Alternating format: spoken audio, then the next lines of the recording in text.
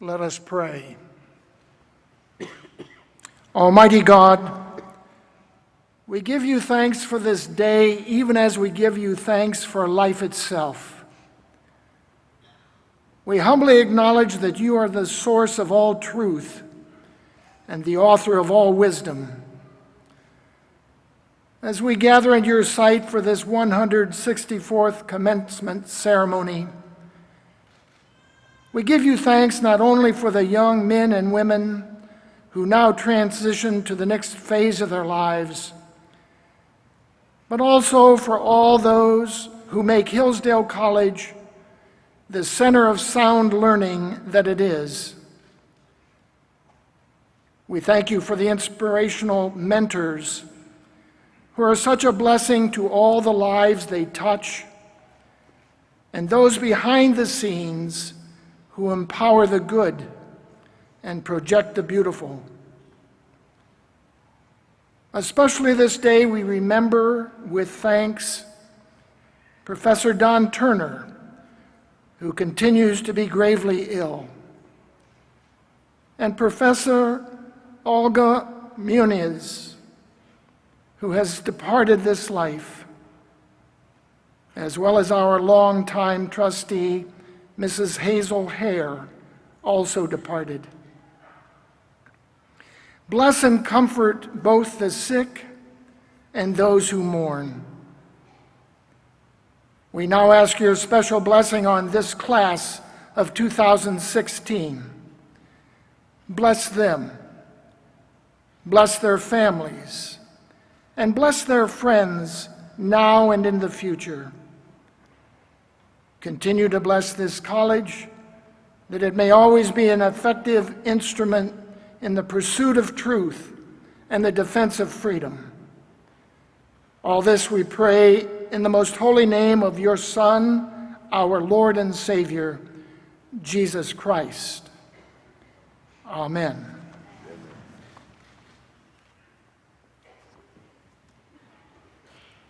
Please join us in the Pledge of Allegiance. I pledge allegiance to the flag of the United States of America and to the republic for which it stands, one nation, under God, indivisible, with liberty and justice for all. You may be seated.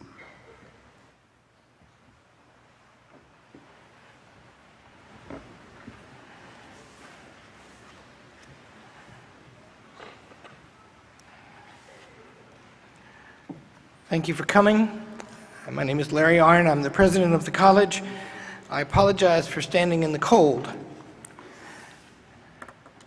This is the largest audience we've ever had at commencement, and the reasons for that are obvious. This is the greatest senior class we ever had.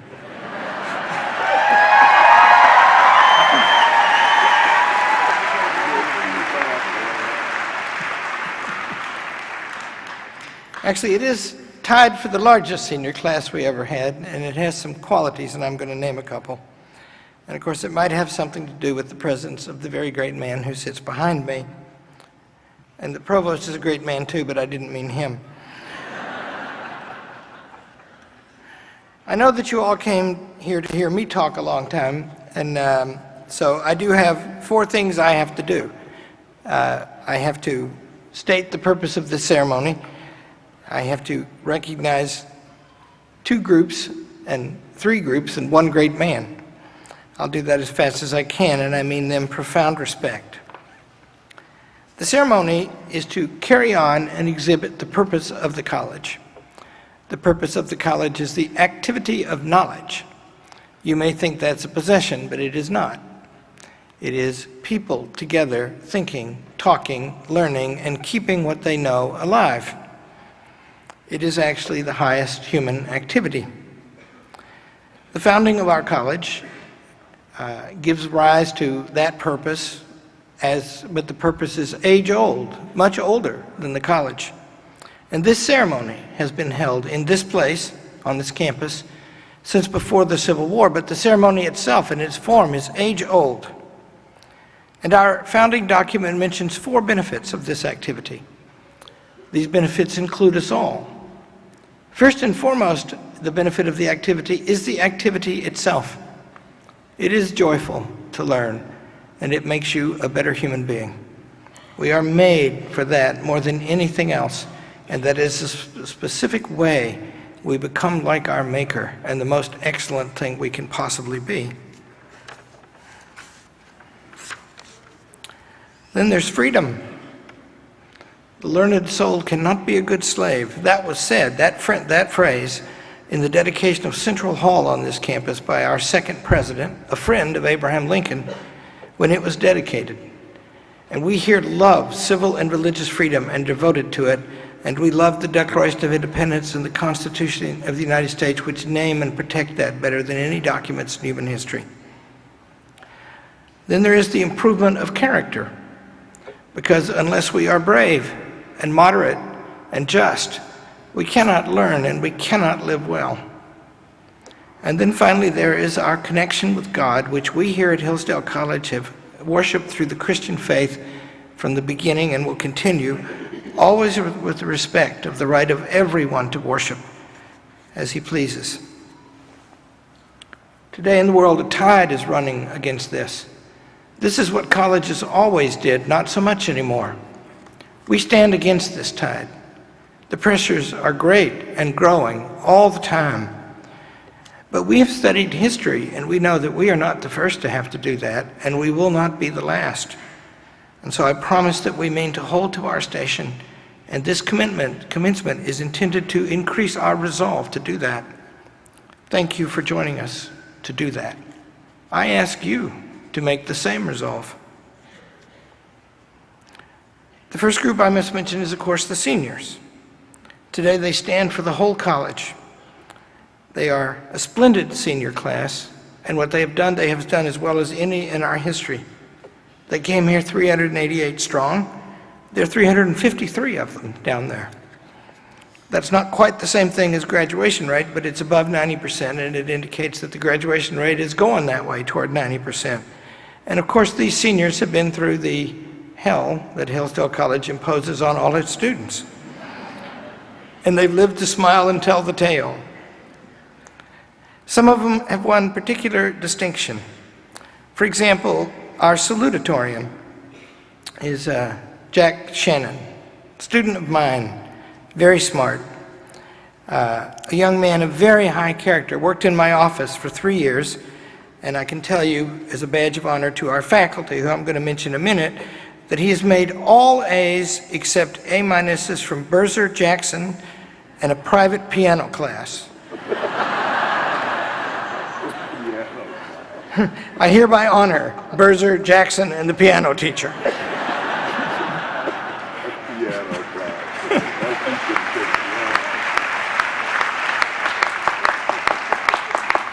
Our valedictorian is Sarah Onken. She's from Indiana. She's a politics and math major. Jack's going to the London School of Economics, by the way. And Sarah is going to go to our graduate school, the Van Andel Graduate School of Statesmanship, to get a PhD. And she has her only A- from the greatly honored today, Lorraine Eady. But for that, she would have had her 4-point, which we don't like around here. So I congratulate Lorraine.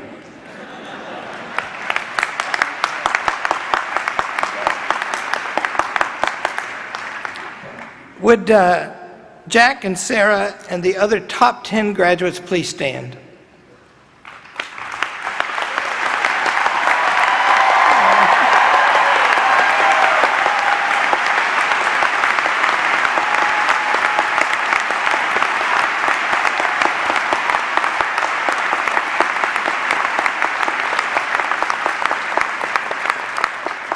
Looks like 3 boys, which is more than normal. And their names of the top 10 are in your program. Now, 2 have been chosen outstanding by a process that involves the whole campus, and I'm going to name them in descending order. The outstanding senior woman is Marie Wathen. She's also Queen of the President's Ball. She's a lovely young woman, and she's going to go to work in Boise, Idaho, choosing to save the country from the middle. And the outstanding senior man, remember I'm going down, is Matthew Sauer, who I have had in class along with Shannon over there. And you know, that boy is not as dumb as he looks. And he majors in history, and we have given him a job at the college. What were we thinking? Would you two please stand up?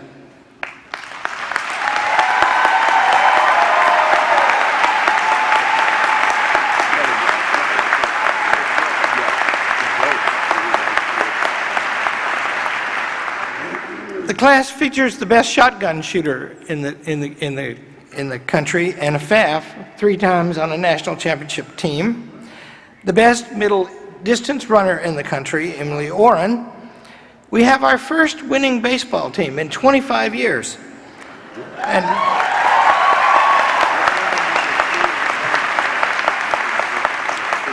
And they are not here today because they're playing in the conference, second round of the conference tournament, and we haven't been there since, as my mother used to say, Hector was a pup. Our softball team, the coach at the softball team and the baseball team have been named Coach of the Year. Kyle Cooper, who's a really fine young man and top student, is an all-conference basketball player. And of course we have way the most in this very difficult school who are on the Athletic Academic Hall of Fame, or National All-Americans. So you'd think that they're just a bunch of jocks here in front of me, but I'll tell you 2 other things about them that are really interesting. One of them is, you know, accreditation has become this terribly bureaucratic thing that's very dangerous to the college. It's actually a Republican idea to make it so. But the Democrats take to things like that very fast themselves. And so we have to now show that the students have learned. And when we reply, well, you know, we do give them grades and talk to them and stuff, we might know whether they learned or not. No, that won't do. You have to find some outside measure to prove that what you say about whether they've learned or not is true. And so this year, the provost or somebody found that the Educational Testing Service, which does the MCAT and the GRE and the LSAT, gives a proficiency exam for seniors.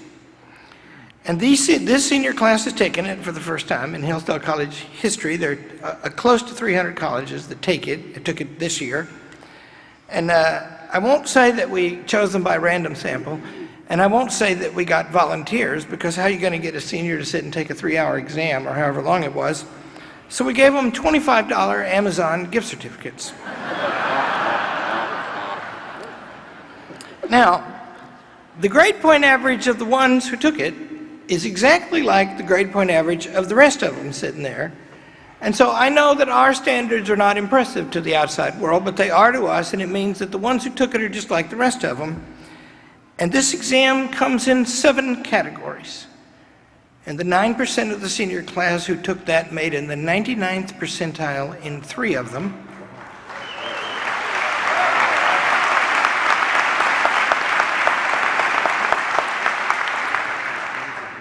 And they made the best score in the country in the other 4.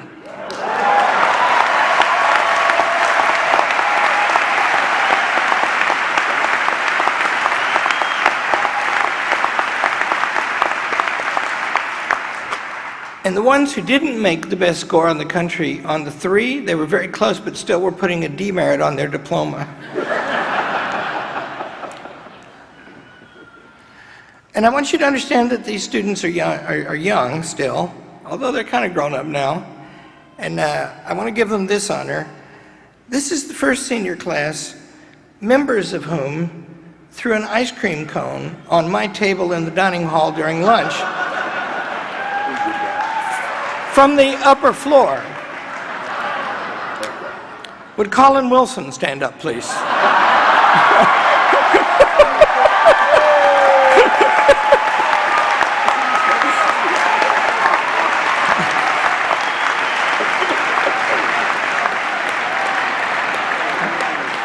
Okay, Colin, sit down and shut up. And he and his co-conspirators finally fessed up and came forward, put on a tie, and apologized to me in my office. And their punishment is they are responsible if that ever happens again, and it has not. And they didn't get any ice cream on me, which I think means it was a good shot.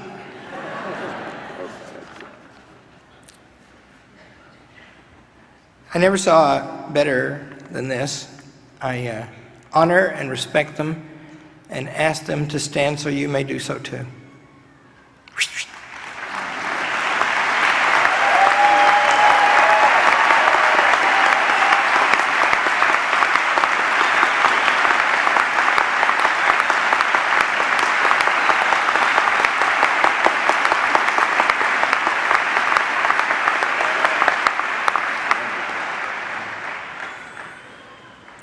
You'll be missed, but this senior class has given us money as a higher percentage of the number of them than any class in history. Thank you for that. And don't go away. You're still part of the college. You never get rid of that. So we won't miss you. We're still going to know you.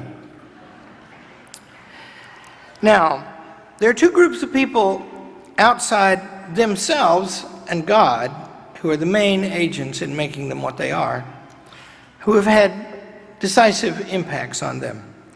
And the first, of course, is their parents. I want you to know that we understand what you're thinking today. We're parents ourselves, and we do this for a living. We know that you're relieved and proud because they've grown up and you've done your stuff. You must be thinking, we've run the race now. This has been hard. In fact, if we'd known how hard, maybe we wouldn't have done it. But then also you're thinking, this has been the first purpose of my life now for 21 years. What am I going to do now? That part's over. Where is that child that we watched toddle off to preschool? What became of that? I want you to know that that's sad, and we know that it's sad. We feel that loss too because they're going from us as well. But I can comfort you because my wife Penny and I have 4 children and they're grown now. And the comfort I'll give you is that they will still call for help all the time. And you will be able to know the kind of help they want by whom they wish to speak to. My wife is good at everything. I'm good at money and hard duty. So if it's me they want, they're broke, or else something that they think is terrible has happened. If it's Mom, it could be anything. I want to thank you, parents. I dare say we have the best relationship with parents here ever. Parents' Weekend is a joy. Your partnership with us in the education of your children has been simply necessary to it. Of course, what you did for 18 years before, but also during these 4. So I ask you, with my great thanks and all of the college, please to stand and be recognized.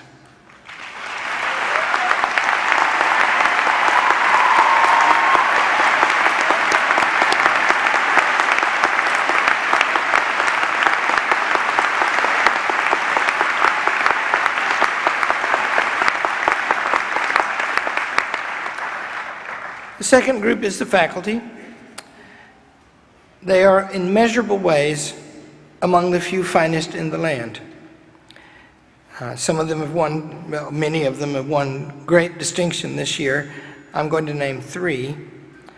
Every year at Convocation, twice a year, we give an award for teaching excellence chosen by their peers and the students. And it goes one term to a junior and the other term to a senior faculty member. And this year the winners are Barbara Bushy in art and Matt Gaetano in history. Would they stand up, please?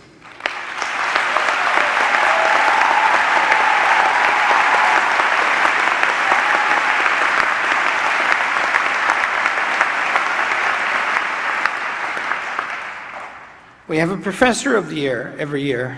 And this year someone has won it for the 4th time, which is the most in history. If he didn't like the San Francisco Giants and Bailey's Irish Cream, he would be a perfect faculty member. Tom Connor, would you stand up, please?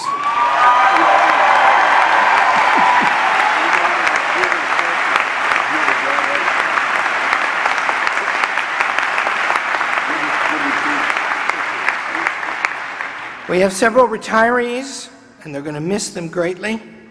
They are Maria Rebert, 32 years teaching French, Robert Eden, 29 years teaching politics, John Fennell, Dean of the Social Sciences and Director of Teacher Education, 13 years. Mentioned in prayer were Don Turner, who's very ill, 18 years in philosophy, and the lately and much mourned departed Olga Muniz, who was here for 23 years, and we give special condolences to her husband, Kevin Teagarden, who teaches Spanish here. And would those retirees stand up, please?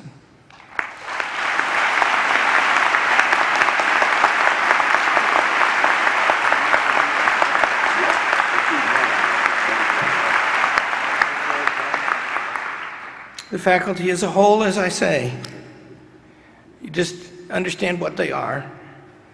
They have a deep education in highly learned things, way beyond what any normal person knows. They don't make so much money.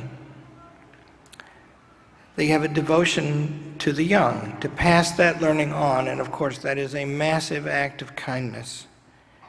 They are irreplaceable and great.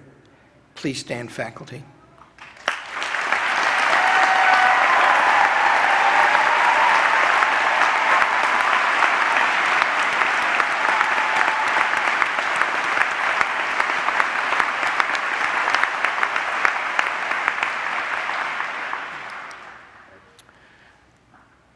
We have with us today an Associate Justice of the Supreme Court of the United States. You may read his biography in your program. You will see in it that he was born in Pinpoint, Georgia, south of Savannah, in a shanty without a bathroom or electricity except light in the kitchen. You will see that he is a proximate descendant of slaves. He was raised by his grandparents, Myers and Christine Anderson, his mother being unable to manage it financially. You must read his book, My Grandfather's Son, which is an inspiration. You will read that the Justice attended Pius X High School in Savannah, Georgia from 1962 to 64, 9th and 10th grades. And I will tell you now that Hillsdale College is proud of its 13 charter schools, and that one of those in Savannah, Georgia, operates in that building where Justice Thomas went for 2 years. And the 8th grade of that school is here with us today, along with their great headmaster, Ben Payne, several members of their staff, one of them Hillsdale graduate Kayla Fletcher, formerly Cash. Mr. Payne has forbidden me to ask these students to stand for reasons that may be good, but it turns out it's necessary for me to ask them to stand because yesterday almost all of them committed to attend to Hillsdale College. And I want the admissions office to see who they are. Stand up, Savannah Classical, wherever you are.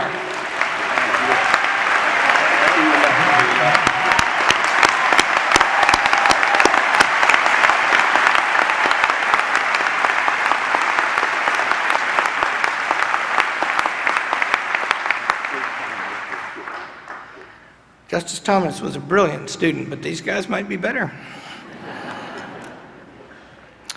I've been privileged to know the Justice since 1987.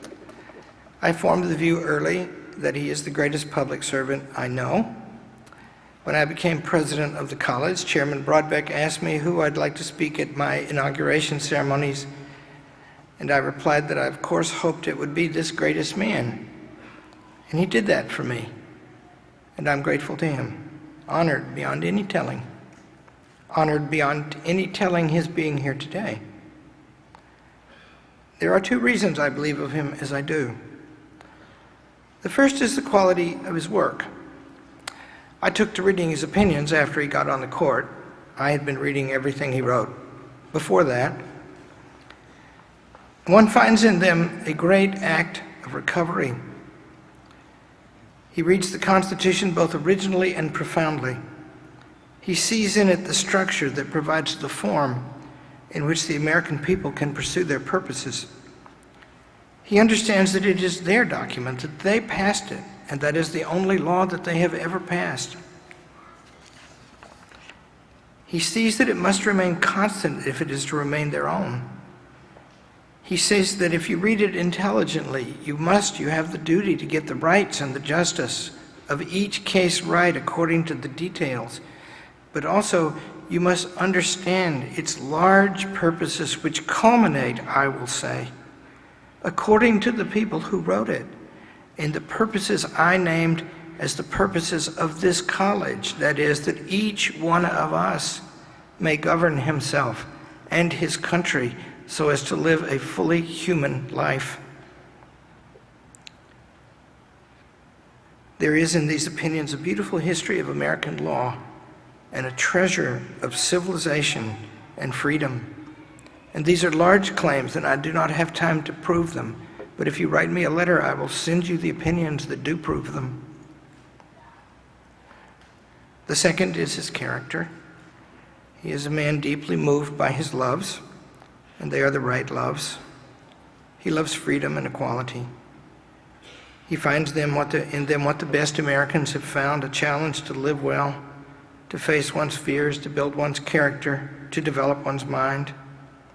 I have seen him demonstrate this on so many occasions I cannot count, and I stand in awe of them.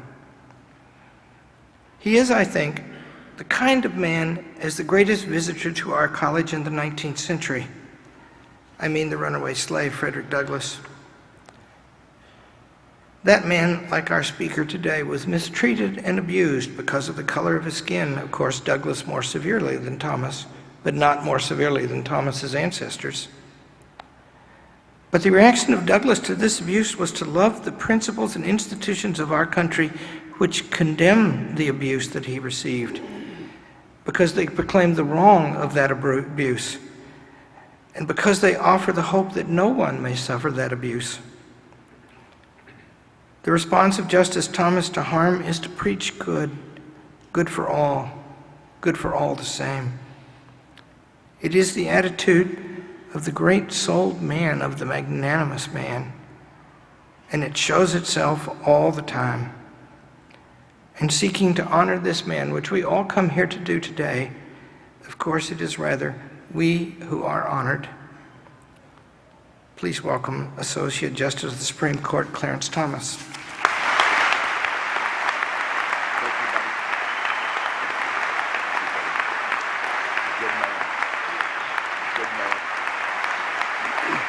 Thank you all.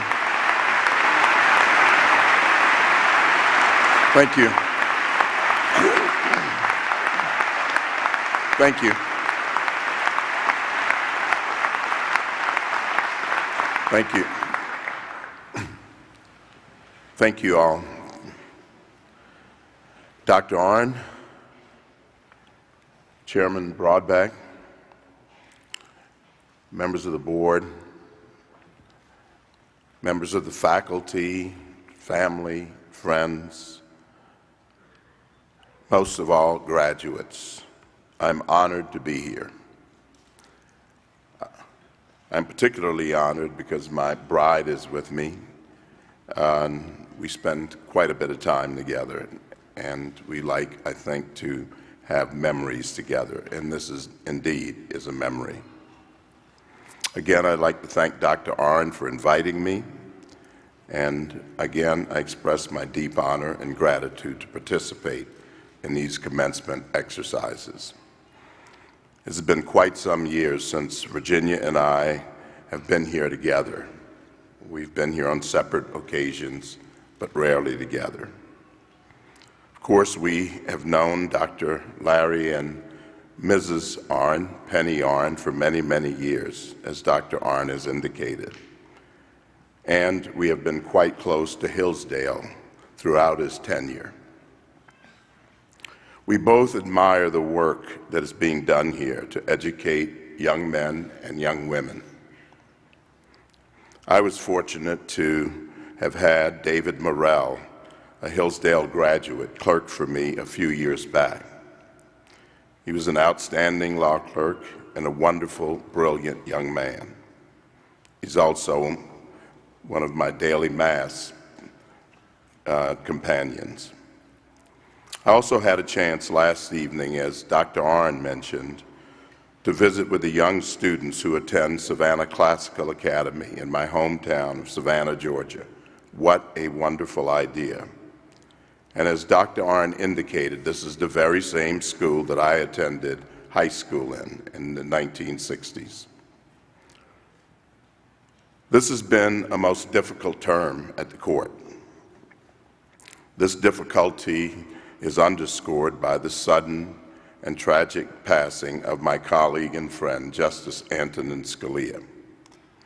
I think it is fitting to say a few words about him, particularly here. Many will focus on his intellect and his legal prowess. I do not demur in either case, but there is so much more to the man than that.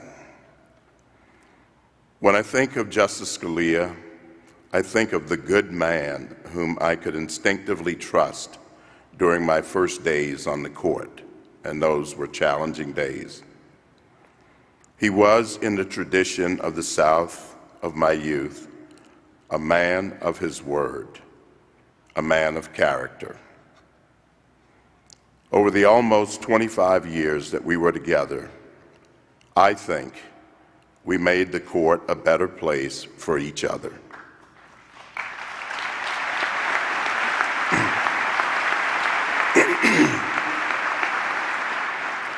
I certainly know that he made it a better place for me. He was kind to me when it mattered most in those early days. He is and will be sorely missed. As the years since I attended college edge toward a half-century, I feel a bit out of place talking with college students or recent graduates. Much has changed since I left college in 1971. Things that were once considered firm have long since lost their vitality, and much that seemed inconceivable is now firmly or universally established. Hallmarks of my youth, such as patriotism and religion, seem more like outliers, if not afterthoughts. So in a sense, I feel woefully out of place doing this or any commencement. My words will perhaps be more of a vintage nature than current in content.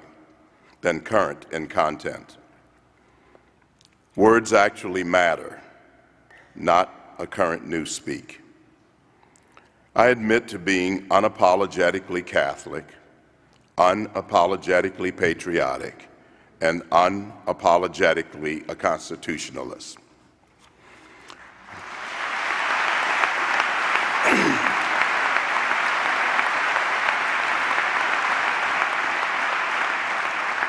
In my youth, we had a small farm. I am convinced that the time I spent there had much to do with my firm resolve to never farm again.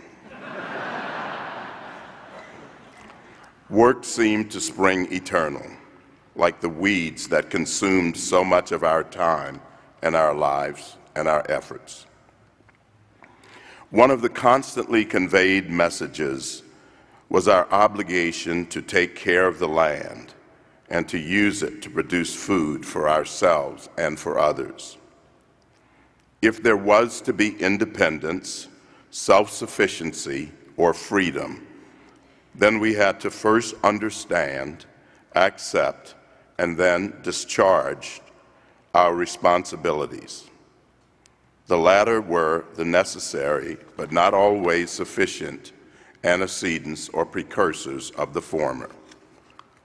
The only guarantee was that if you did not discharge your responsibilities, there could be no independence, no self-sufficiency, no freedom, no crops.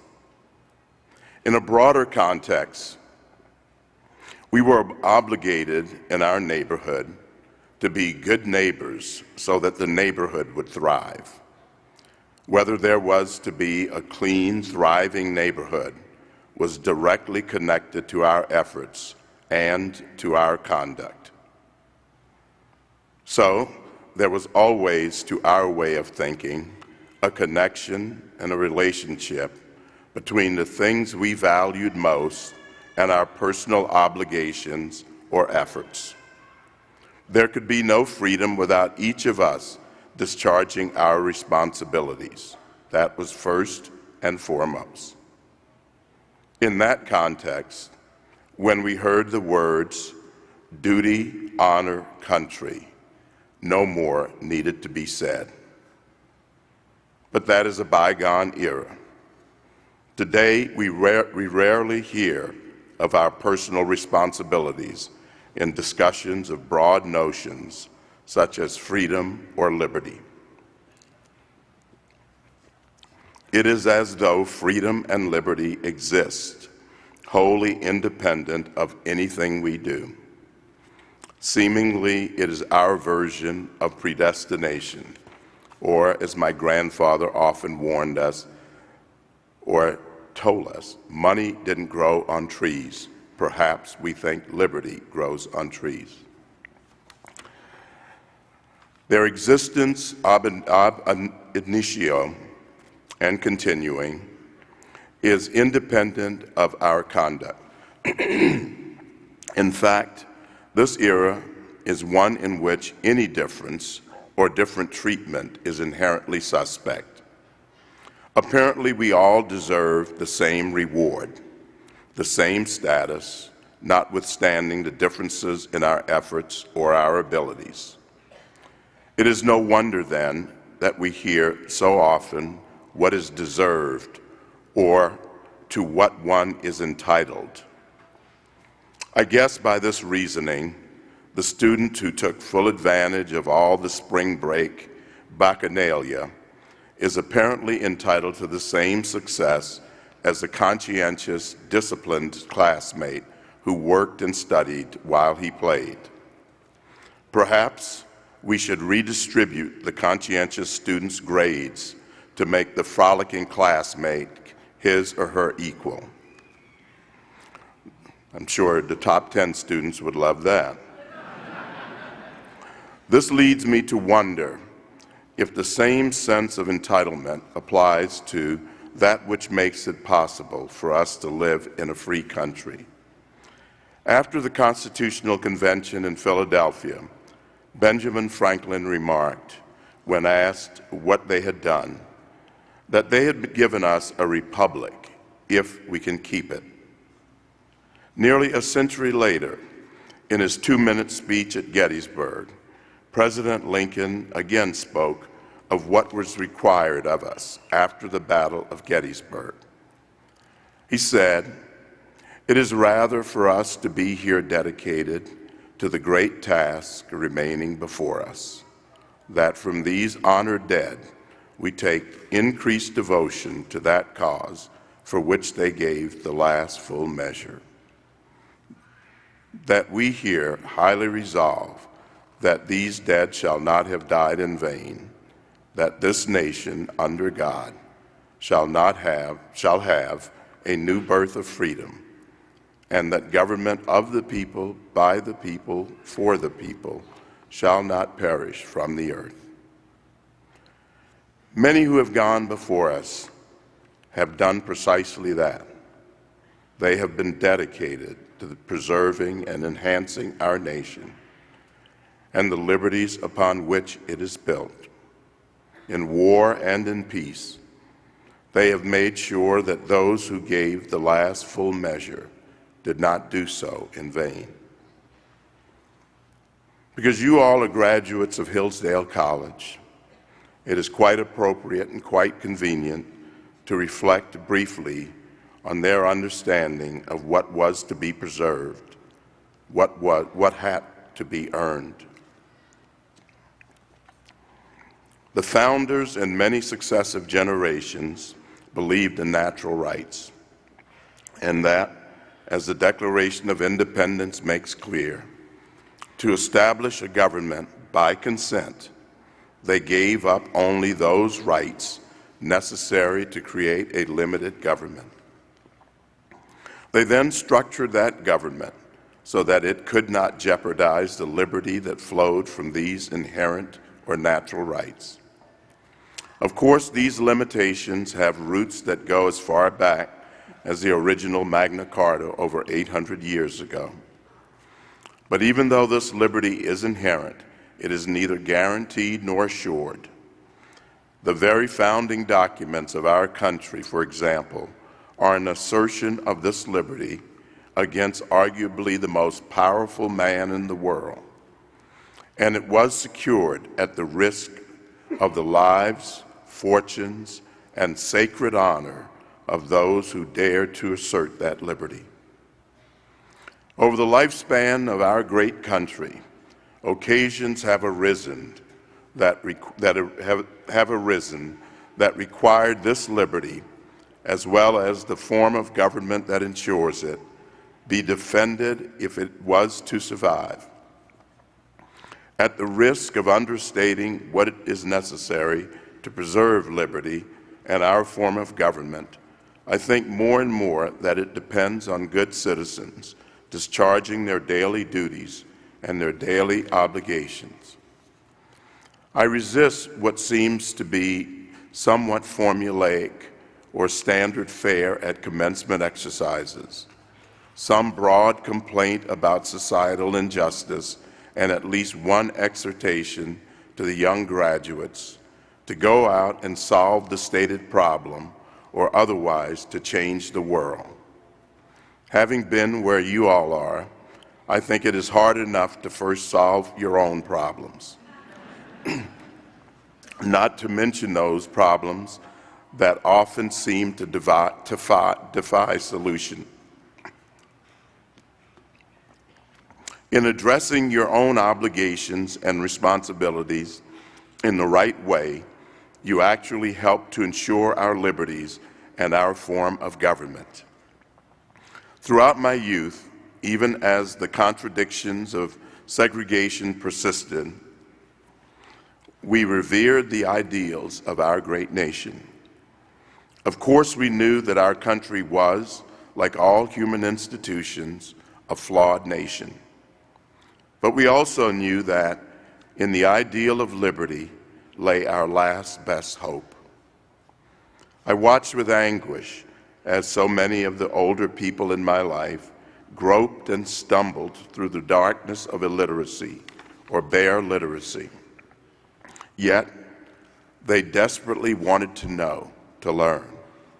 They implicitly knew how important it was to enjoy the fullness of citizenship of this great country. They had spent an aggregation of lifetimes standing on the edge of that dual citizenship that is at the heart of the 14th Amendment of our Constitution. And even during the last World War, they were willing to fight for the right to die on foreign soil to defend their country, even as their patriotic affections went unreciprocated or unrequited. They returned from that horrific war with dignity to face the indignity of discrimination at home. Yet, the desire to push our nation to live up to its stated ideals persisted. I often wondered why my grandparents remained such model citizens, even when our country's failures were so obvious. In the arrogance of my early adult life, I challenged my grandfather and doubted the ideals of our nation. He bluntly asked, "So, where else would you live?" Though not a lettered man, he knew that though not nearly perfect, our constitutional ideals were perfectible if we worked to protect them rather than to undermine them. As he said, "Son, don't throw the baby out with the bathwater." That is, don't discard that which is precious along with that which is tainted. Sadly, today when it seems that grievances rather than personal conduct are the means of elevation, this may sound odd or at least discordant. But those around but those around us back then seemed to have resolved to conduct themselves consistent with the duties that the ideals of our country demanded. They were law-abiding, hardworking, disciplined. They discharged their responsibilities to their families and neighbors as best they could. We were taught that despite unfair treatment, we were to be good citizens and good people. If we were to have a functioning neighborhood, then we had to first be good neighbors. And if we were to have a good city, state, and country, we had to first be good citizens.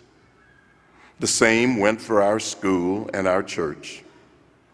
The corporal works of mercy, the greatest commandment, love thy neighbor as thyself. Just because someone else wronged us did not justify reciprocal conduct on our part. Right was right, and two wrongs did not make a right. As my grandfather often said, we were duty-bound to do the right thing, to do unto others as we would have them do unto us. In a sense, they were teaching us that what we wanted to do did not define what was right, nor, I might add, did our capacious litany of wants define liberty. Rather, what was right defined what we were required to do and what we were permitted to do. It defined our duties and our responsibilities. Whether those duties meant cutting our neighbor's lawn, visiting the sick, feeding the hungry, or in rare cases, going off to war, as my brother did, we were to honorably discharge them. Shortly before his death in 1983, I sought my grandfather's advice about how to weather the first wave of criticism directed toward me. I admit to having been somewhat unnerved back then by the torrent of negativity. His immediate response was simple. Son, you have to stand up for what you believe in. To him, that was my obligation and my duty. Perhaps it is at times like that, when you lack both strength and courage, that the clarity of our obligation supplies both duty, honor, country, the clarity of obligation. As I admitted at the outset, I am of a different time. I knew no one, for example, who was surprised when President John F. Kennedy famously said at his inauguration in 1961, "Ask not what your country can do for you, but what you can do for your country." That sentiment was as common as saying the Pledge of Allegiance and singing the Star-Spangled Banner, and as pervasive as shopping at Army, Navy surplus stores. Today, of course, there is much more focus on our rights as citizens and what we are owed. It is not often that one hears of our obligations or our duties as citizens, unless, of course, there's talk of our duty to submit to yet another new policy being suggested or proposed. My grandfather often said that if we didn't work, we didn't eat, or if we didn't plant, we didn't harvest. There was to always be a relationship, as I said earlier, between our responsibilities and our benefits. In agrarian societies, that is more obvious. As society becomes more complex and specialized, this is more difficult to discern. But let's look at this a different way. If you continue to run up charges on your credit card and never make a payment, at some point you reach your credit limit. If you continue to make withdrawals from your savings account and make no deposits, eventually you deplete your funds. Why is it not the case then that if we continue to consume the benefits of a free society without replenishing or nourishing it, we will eventually deplete it? If we are not making deposits to deplenish our liberties, then who is? Are we content to let others do the work, to let a few give the last full measure for liberty while we consume the benefits? If so, perhaps one day we will run out of other people's sacrifice and courage, and perhaps we will run out of courageous people willing to make the sacrifice. But this is Hillsdale College, and you are special, that shining city on a hill. Hillsdale is a trustee of the heritage that finds its clearest expression in the American experiment of self-government under law. The very existence of Hillsdale connotes independence. It understands that liberty is an antecedent of government, not a benefit from government.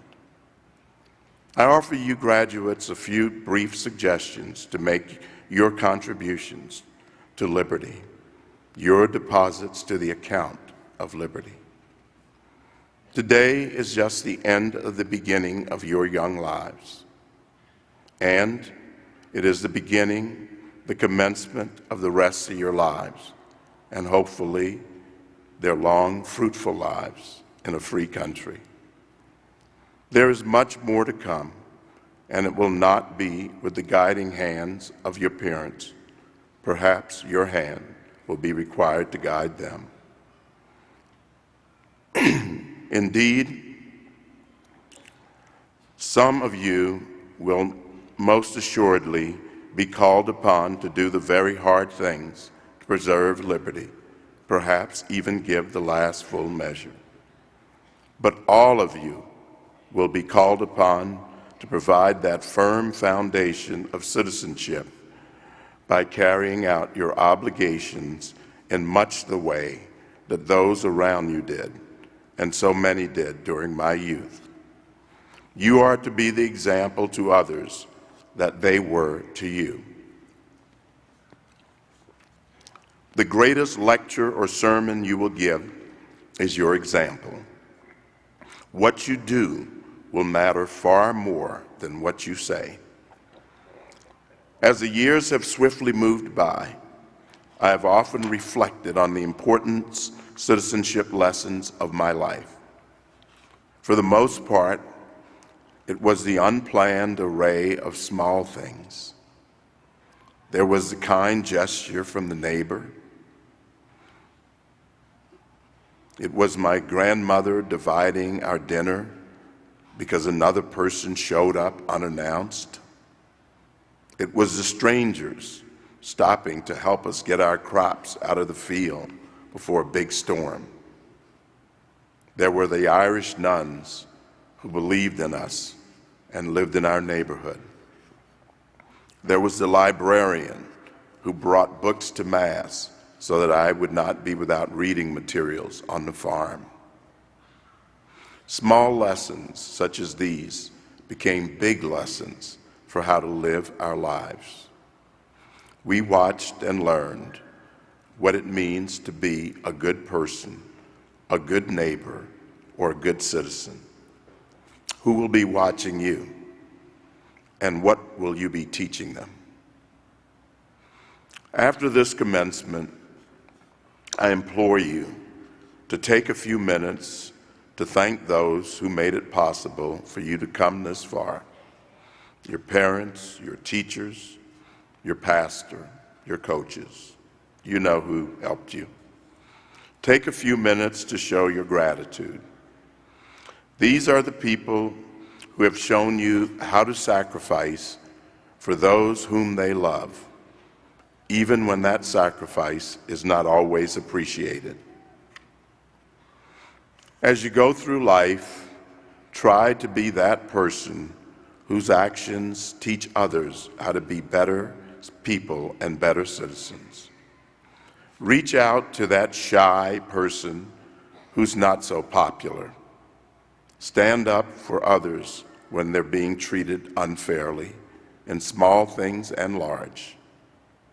Take the time to listen to that friend who's having a difficult time.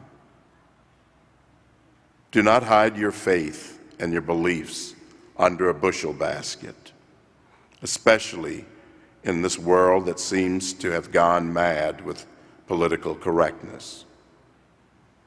Treat others the way you would like to be treated if you stood in their shoes. These small lessons become the unplanned syllabus for becoming a good citizen. And your efforts to live them will help to form the fabric of a civil society and a free and prosperous nation where inherent equality and liberty are inviolable. You are men and women of Hillsdale College, a school that has stood fast on its principles and its traditions at great sacrifice and great cost. You are men and women of Hillsdale, steeped in the best traditions and principles of our great nation. If you don't lead by example, who will? I have every faith that you will be the beacon of light for others to follow, that city on a hill that cannot be hidden. May God bless each of you now and throughout your lives, and may God bless America. Thank you.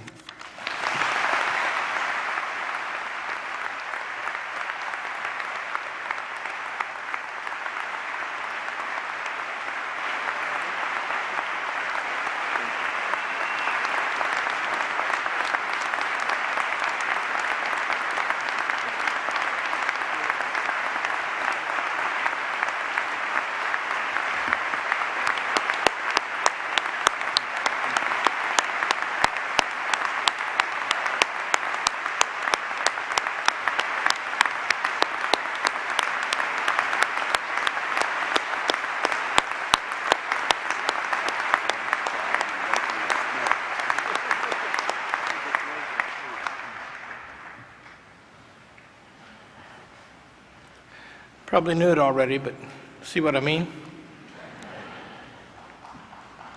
Never saw the like. Justice Thomas, will you come forward, please?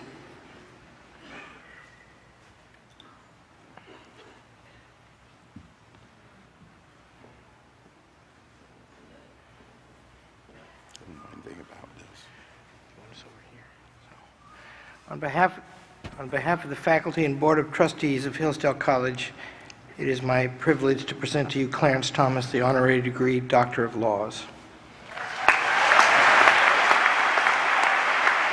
That wasn't on my program.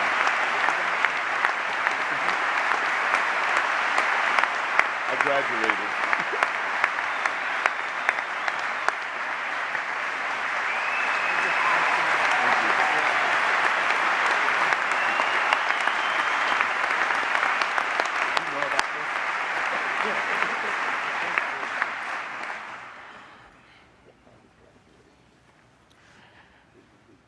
Peter Plotkin was born in Dallas and moved to Los Angeles, served in the Army Air Corps during World War II, worked for Hughes Aircraft, designing missiles and stuff. In the 60s, he began his career in development. He built 35 apartment buildings near Los Angeles International Airport. With his brother Maury, he has established the Peter and Marcia Plotkin Memorial Foundation in honor of his parents. His father was an immigrant and a well-known and accomplished painter. Many and large paintings full of religious and patriotic themes. I have seen them.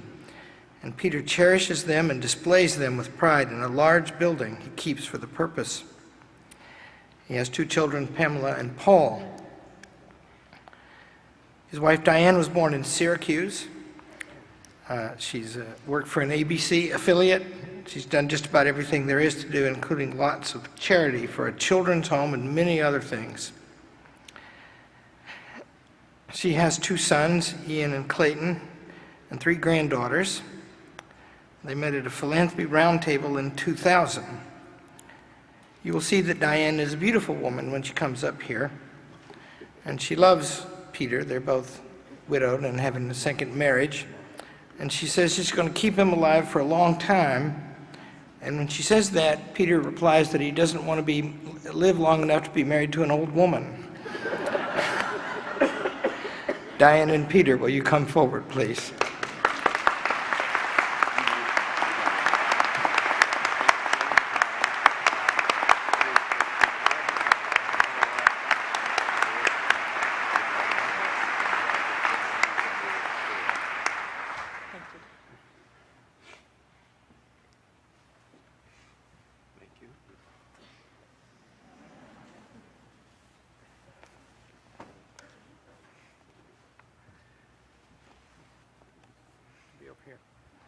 On behalf of the faculty of Hillsdale College and with the authority invested in me by its Board of Trustees, it is my privilege to present to Peter and Diane Plotkin the honorary degree Doctor of Public Service.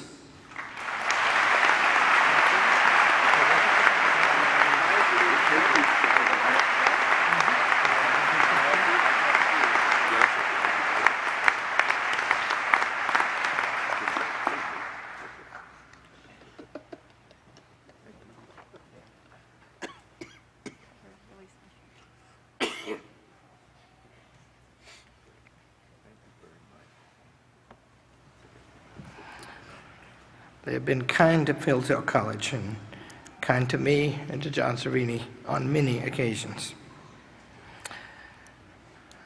Janet P. Wonka Broadback grew up in Shaker Heights, Ohio. She graduated from Hillsdale College in 1967. She was a Kappa. All the blondes are Kappas, I guess. She married Bill Broadback in 1967, and there she began her term of penance that leads to this degree. They moved to, they were in the grocery business in Wisconsin. Bill's a Wisconsin native. Bill's, of course, the chairman of our board. She has served as chairman of the board for a hospital in Platteville, Wisconsin, where they lived a long time, and for various other charities there. They have 3 beautiful daughters. And I will say personally of Janet P. Wonka Broadbeck, I often call her B. Wonka because I really like that last name, that she's one of the kindest, most cheerful, most persistent people, and she has been a support to Bill, who has been a support to me. So it would be wrong for me to have 2 wives, but if I did, I'd want her. Janet, would you come forward, please?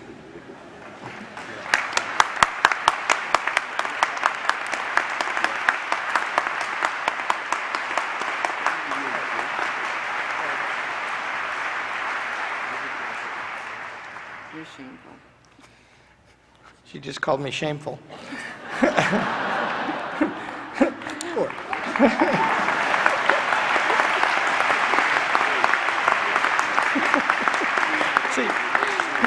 See what I mean?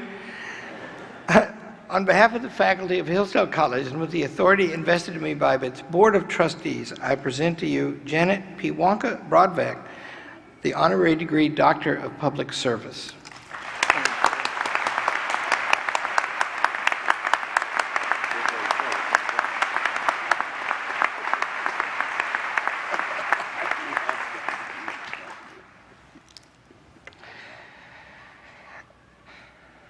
We have the best board in the country. We had a meeting yesterday, and they put up with me, and are such a help to me, and led by the chairman, Bill Broadbeck. No member of that board has been more important for 30 years than Hazel Hare, who died in March. Hazel is a resident of Phoenix. She's a graduate of Brooklyn Polytechnic. She was a researcher first for American Cyanomed, and then for DGC Hair, John Savini knew her husband well. He was a great friend of the college. They married in 1957. Hazel contracted Lou Gehrig's disease, and in February she called me. And I can tell you, nobody likes anybody better than Hazel if they know Hazel, and certainly nobody on our board does. She chaired forever the Academic and Student Affairs Committee, and she looked at the students at the college like children of her own. And she was always bringing up stuff they needed and often giving us that stuff. She's firm. She's been on the Prudential or Executive Committee of the board ever since I've been here, and I have found her firm in judgment and patient. And when she called me, her voice was affected by her disorder already, of which had been recently diagnosed, and she said she had this disease and that she had to resign the board. And I said, "You must not." And she said, "I can't even write you a letter at this stage, and this board, since my husband died, has been the chief purpose of my life. I have not been so touched by much of anything." She has a niece who's very close to her, Tracy Kane, who's here with her husband Bill. Hazel helped to raise Tracy. They were very close, and Tracy cared for her in her illness, which took her quickly. And we miss Hazel deeply, and we are grateful to Tracy. Please come forward.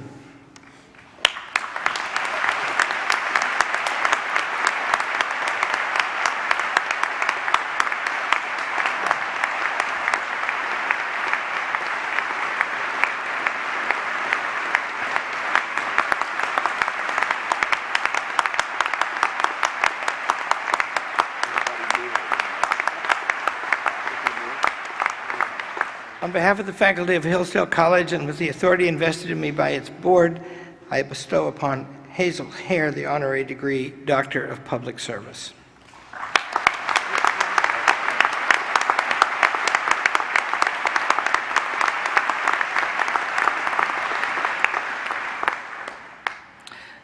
The senior class president is Nicholas Brown. He comes from Columbus. He majored in economics. He did very well.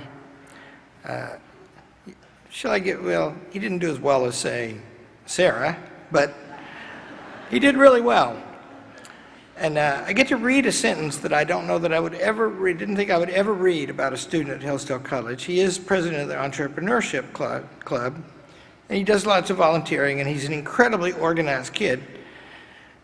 But also, he co-owned and operated, I'm just reading this because I can't believe it, Beechwood Avenue Limited, a startup clothing design firm that manufactured and sold upscale men's attire, and this lasted for a year and 4 months, which means I guess it went bust after that time.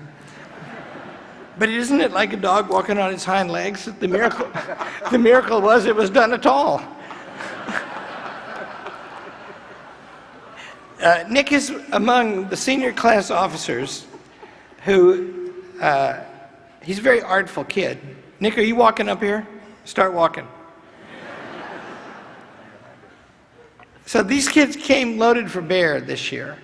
And it wasn't like the year Morrell graduated when they wanted Chuck Norris.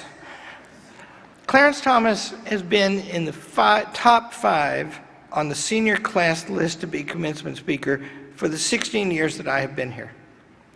And I have never been willing to invite him, and the reason is I know how busy he is, and I've always regarded it as an imposition. And as you can tell, I wish to be of service to him rather than the other way around. So I've always told them no. But this year they showed up, and Wayland helped them, I think, with the argument that perhaps Justice Thomas is offended that you have not asked him.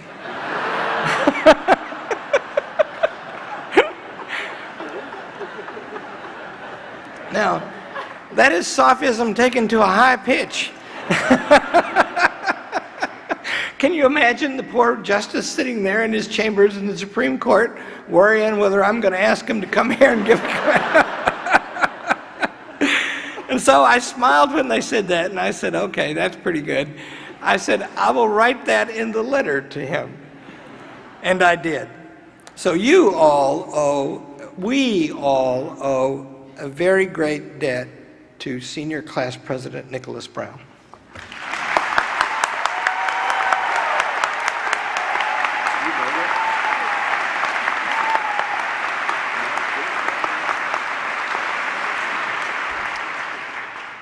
Good afternoon. Thank you to Dr. Arnn, Justice Thomas, the rest of the platform party, faculty and staff, parents and friends. Without you, this wouldn't be the celebration it ought to be. And to my fellow graduates, congratulations. I think we finally made Hillsdale great again.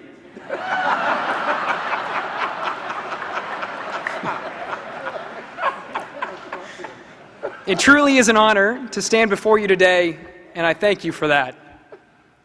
When I first visited Hillsdale College, it was President's Day 2012.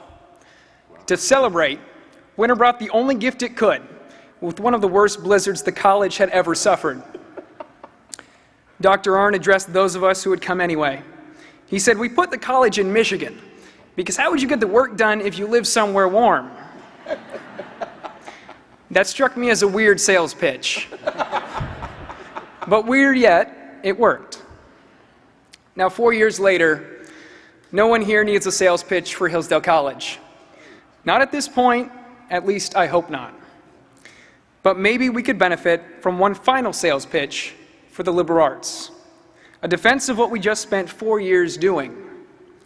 In our age, Western heritage has been replaced with multicultural studies, and the honor code with political correctness, and the confusion has gotten so bad, we don't even know where to go to the bathroom.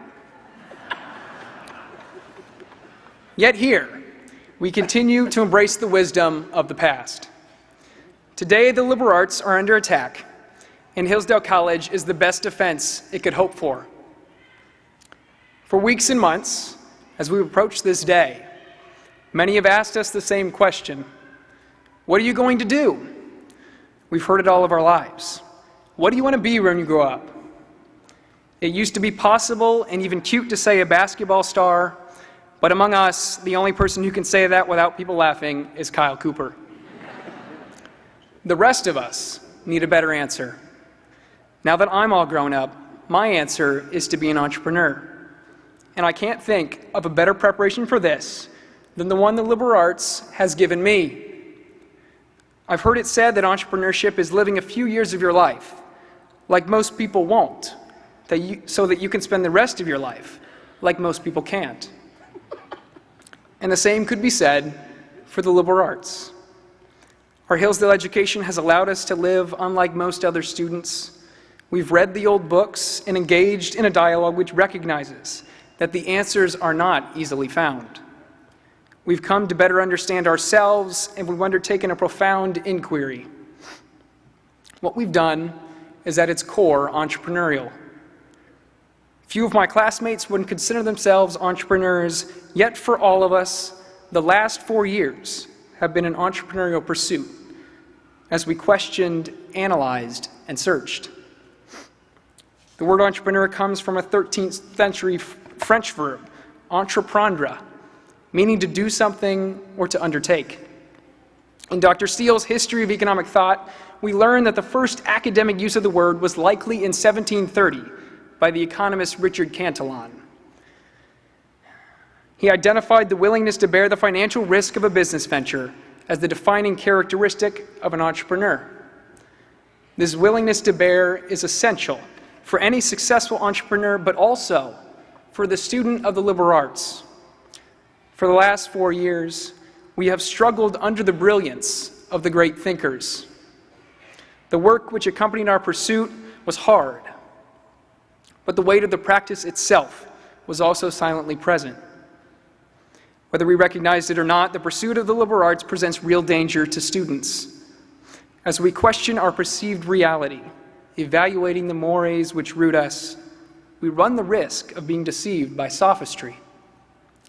Plato's Protagoras might be helpful here, partly because I'm still trying to impress Dr. Arnn. but mostly because Plato says something worth knowing. For I tell you, there is far more serious risk in the purchase of doctrines than in that of edibles. When you buy victuals and liquors, you can take the advice of an expert as to what is fit to eat or drink and what is not. But you cannot carry away doctrines in a separate vessel.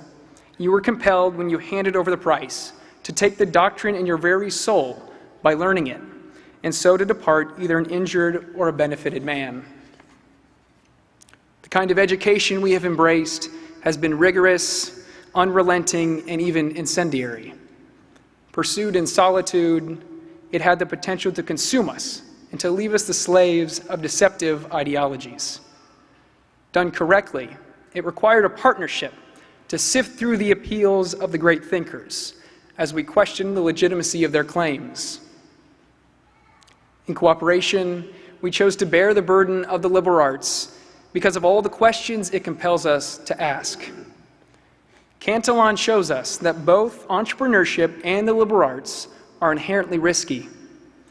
Yet another economist suggests the passion for discovery moves both the entrepreneur and the student to embrace this risk. For Israel Kirzner, entrepreneurial discovery gradually but systematically pushes back the boundaries of sheer ignorance. Just as the entrepreneur dissolves his ignorance in the discovery of hidden opportunities, our embrace of the liberal arts erases our ignorance, driving us ever closer to a knowledge of the truth. At college, we grappled with the nature of man, his purpose, and his role in the governance of our society. We examined the concept of justice and what it looked like rightly applied. We questioned the efficacy of our modern world, and we asked for advice from the greatest thinkers of our heritage. In that rare instance, what we thought we knew was proven true, though more often, in a moment of disbelief, our assumptions were exposed to be woefully inadequate. For Kirzner, that surprise, which accompanies the realization that one has overlooked something in fact readily available, defines entrepreneurial discovery. And it also encapsulates the liberal arts. When viewed as an act of entrepreneurship, our education begins as an embrace of introspection aimed towards discovery and culminates in an unexpected moment of awareness. In this moment, when our ignorance is found only to disappear, entrepreneurship and the liberal arts arrive at their greatest potential. No longer is either practice solitary, but instead the focus now turns outward. As the Bible says in Galatians 5:13, "You, my brothers and sisters, were called to be free, but do not use your freedom to indulge the flesh. Rather, serve one another humbly in love." To some, entrepreneurship and the liberal arts seem like selfish acts. The entrepreneur innovates for profit, and the student seeks after knowledge. But in these individual pursuits, something amazing happens. When the discovery of opportunity is followed by action, we begin to serve others. For the entrepreneur to profit, he must innovate, creating a solution to the problem he's encountered. He puts his discovered knowledge to work by improving the lives of others. And the student of the liberal arts can do the same. In our study of the good, the true, and the beautiful, we have inherited a unique opportunity to apply our discovery to the pursuit of our life. In everything that we do, if we embrace the liberal arts as our guidepost, we become equipped to lead those who are lost.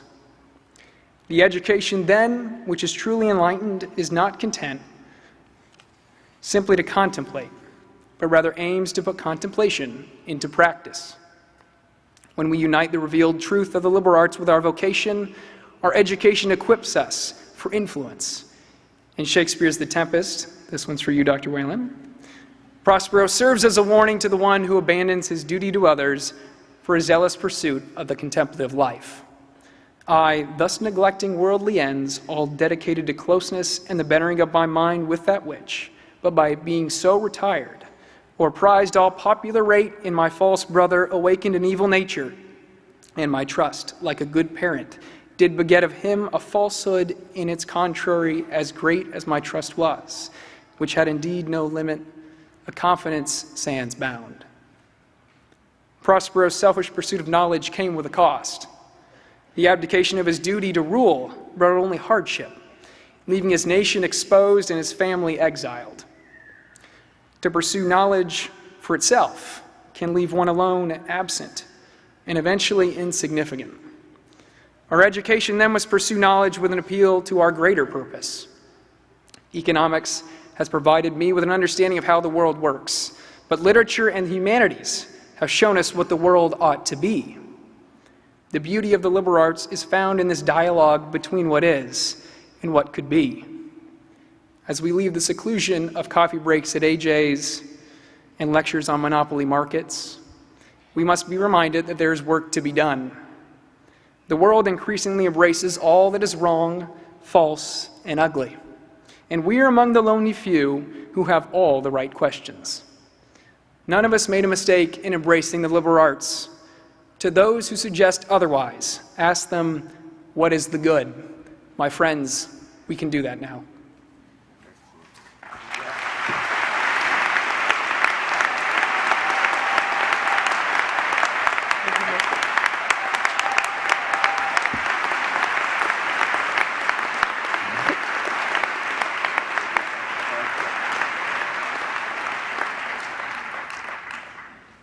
Thank you, Nick. Good job. I want to thank my friend Virginia Thomas, who is a fine wife to Justice Thomas and also an urgent, loving, high-minded woman. Would you stand, please?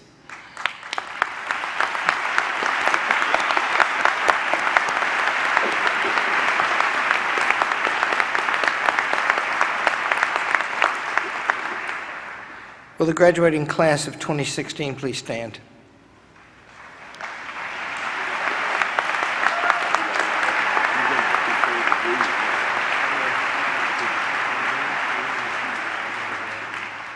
Upon the recommendation of the faculty of Hillsdale College, and with the authority vested in me by its Board of Trustees, I confer upon each of you the degree for which you have been a candidate and admit you to all the rights, privileges, and responsibilities to which you are entitled and obliged. You are graduates now. Congratulations.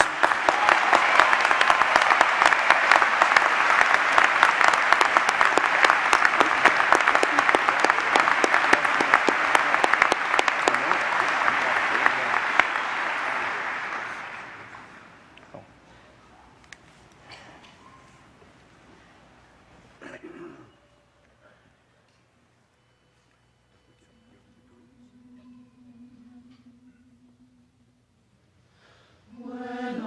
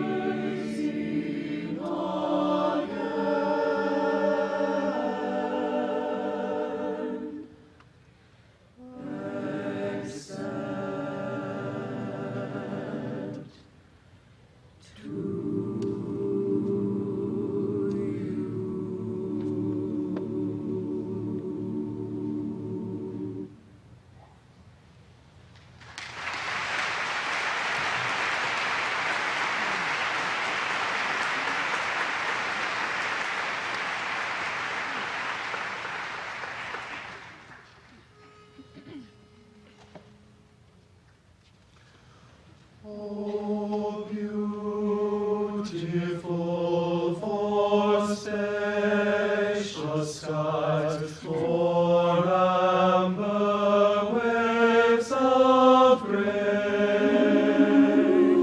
for purple mountain majesties, all of the fruit and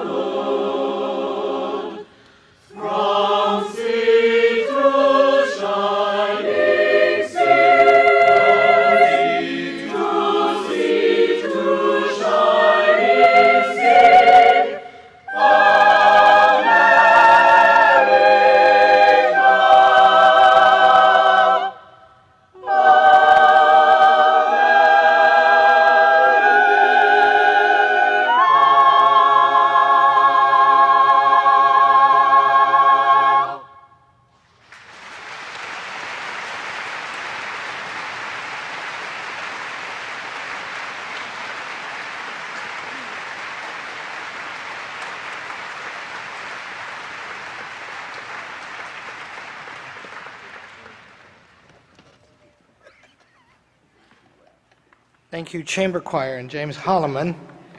And seniors, I gave your degrees to you out of order on the program, and so you have to start over as freshmen. Professor Smith, will you proceed? Will the graduates in accounting please come forward?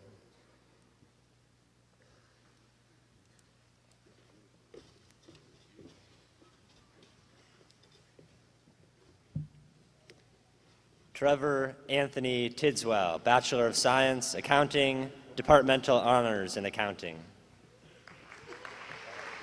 Yes.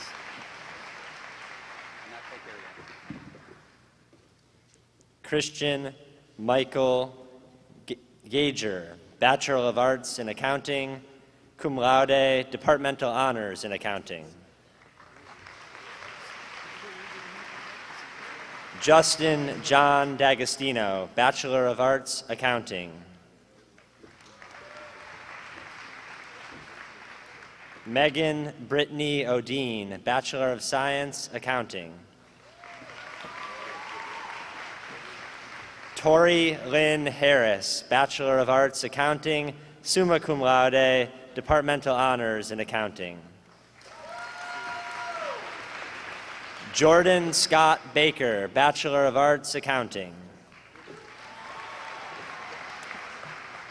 Kyle Stephen Cooper, Bachelor of Arts, Accounting, summa cum laude, Departmental Honors in Accounting. Catherine K. Borman, Bachelor of Arts, Accounting. Sarah L. Bassett, Bachelor of Science, Accounting, cum laude, Departmental Honors in Accounting. Iona M. Kopp, Bachelor of Science, Accounting.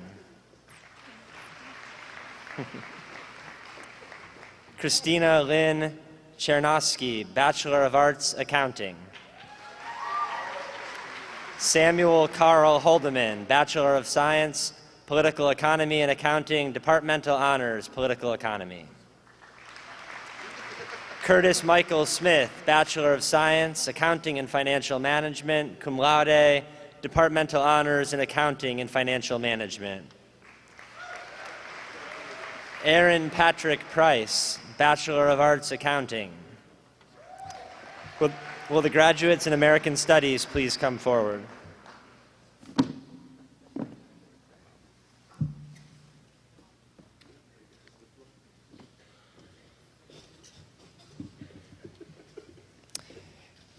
Christian Gage Peinert, Bachelor of Arts, American Studies.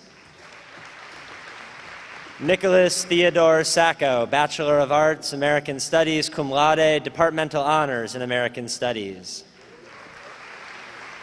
Jordan Troy Rimchisel, Bachelor of Arts, American Studies, cum laude. Adam Christopher Kern, Bachelor of Arts, American Studies in Spanish, magna cum laude, Departmental Honors in American Studies. Michaela Joy Bennett, Bachelor of Arts, American Studies, magna cum laude, Departmental Honors in American Studies. Anna Louise Paff, Bachelor of Arts, American Studies in Spanish, magna cum laude, Departmental Honors in American Studies. Will the graduates in biochemistry please come forward? In art, please come forward. I'm going to give you a Benjamin Stephen Strickland, Bachelor of Science, Arts and Mathematics, cum laude. Tracy Elizabeth Brandt, Bachelor of Arts in Art. Megan Sarah Prom, Bachelor of Arts, Art. Heather Rochelle Buell, Bachelor of Arts, Art. Jordan Christian Denmark, Bachelor of Arts, Art and Spanish.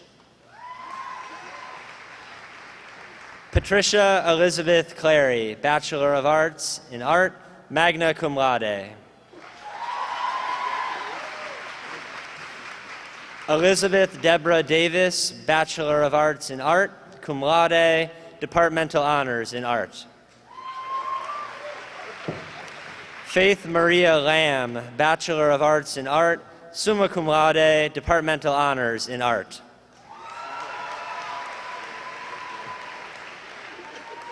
Will the graduates in biochemistry please come forward?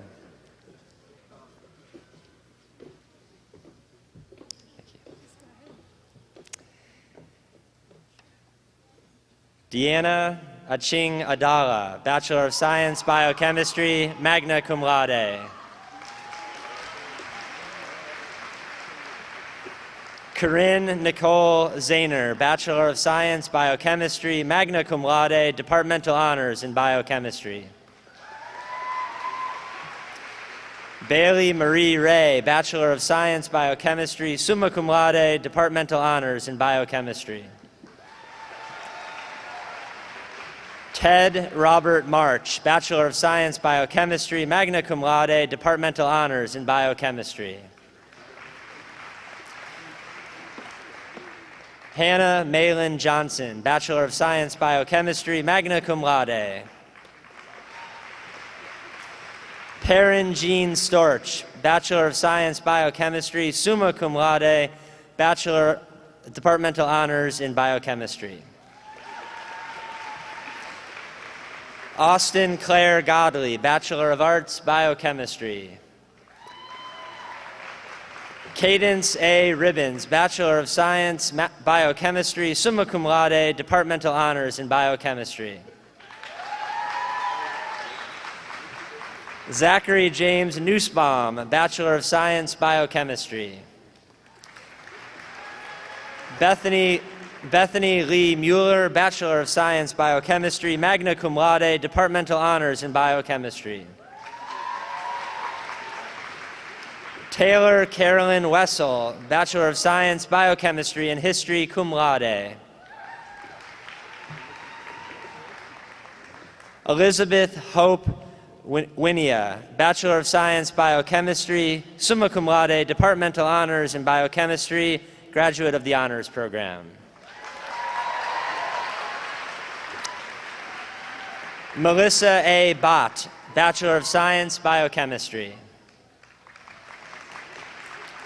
Naomi Joy Vernelson, Bachelor of Science, Biochemistry, summa cum laude, departmental honors in biochemistry. Olivia E. Jaconet, Bachelor of Science, Biochemistry, summa cum laude, departmental honors in biochemistry.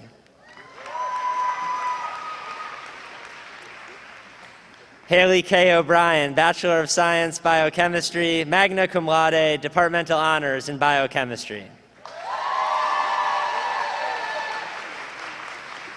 Will the graduates in biology please come forward? Thank you. Zoe Marie Knorr, Bachelor of Science, Biology, summa cum laude, departmental honors in biology.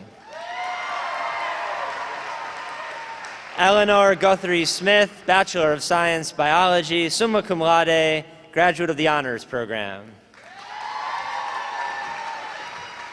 Aaron William Hess, Bachelor of Science, Biology, cum laude. David William Galganitis, Bachelor of Science, Biology, cum laude.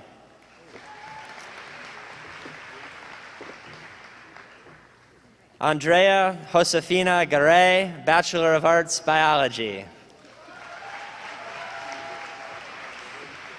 Holly Elizabeth Frankfurt, Bachelor of Arts, Biology, summa cum laude.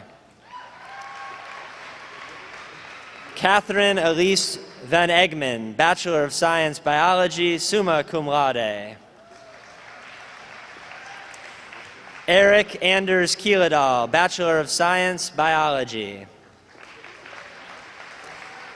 Carly M. Hubbard, Bachelor of Science, Biology, magna cum laude, departmental honors in biology, graduate of the honors program.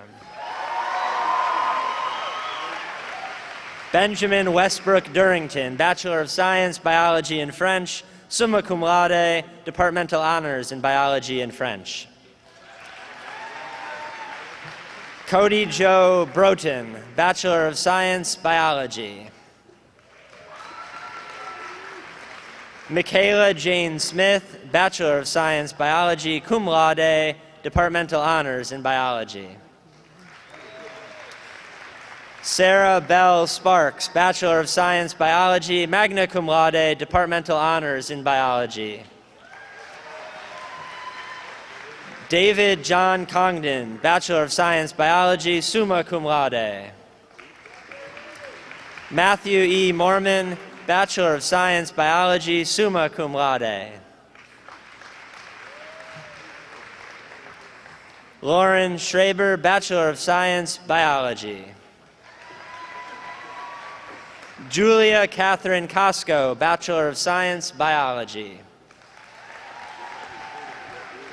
Marissa Ariel Owen, Bachelor of Science, Biology, summa cum laude, departmental honors in biology. Anna Joy Talcott, Bachelor of Science, Biology, summa cum laude, departmental honors in biology.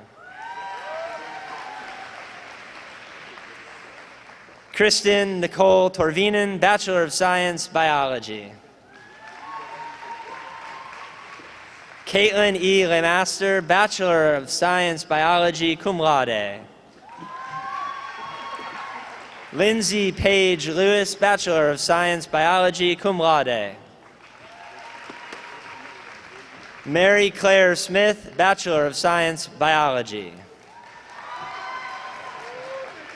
Grace Laura Lee Howes, Bachelor of Science, Biology. Mark David Shamber, Bachelor of Science, Biology. Benjamin Rossing Albers, Bachelor of Science, Biology and History, cum laude, Departmental Honors in Biology. Emily Patricia Guy, Bachelor of Science, Biology. Roger Lee Stewart, Bachelor of Science, Biology.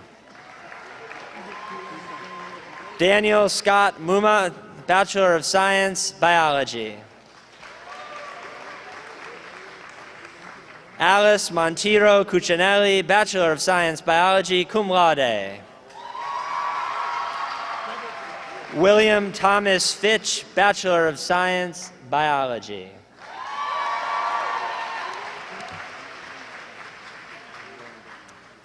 Will the graduates in chemistry please come forward?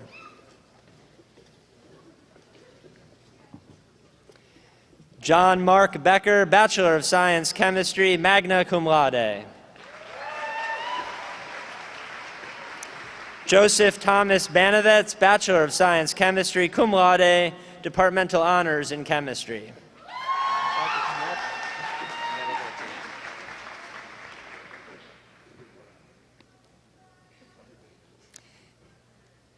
Andrew Harrison Baker, Bachelor of Science, Chemistry. Yancey Madison Paul Courtney, Bachelor of Science, Chemistry and English, cum laude.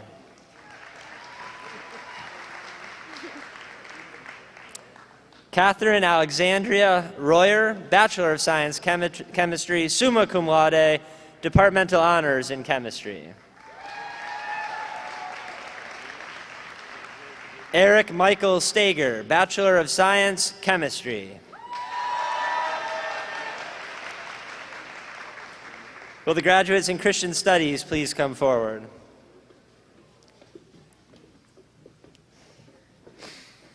Bailey Elizabeth Bergman, Bachelor of Arts, Christian Studies, summa cum laude, Departmental Honors in Christian Studies. Tirza Patty Shaw, Bachelor of Arts, Christian Studies.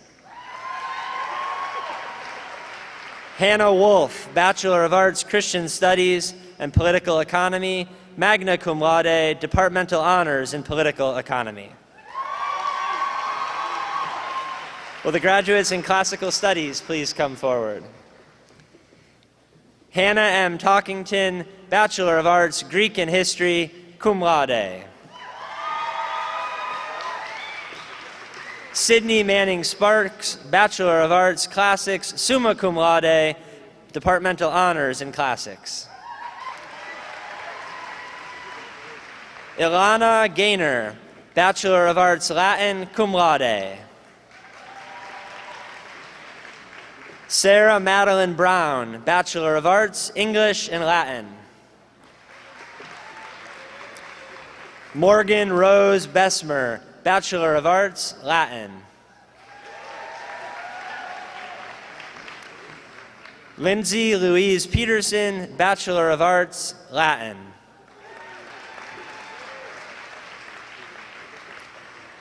Will the graduates in Economics please come forward?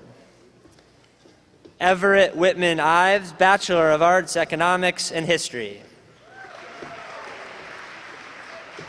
Jeremy Kenneth Farrar, Bachelor of Science, Economics. William Jeffrey Bird, Bachelor of Arts, Economics. Emily Sue Kendrow, Bachelor of Arts, Economics, summa cum laude, Departmental Honors in Economics. Rebecca May Bauman, Bachelor of Arts, Economics, cum laude, Departmental Honors in Economics.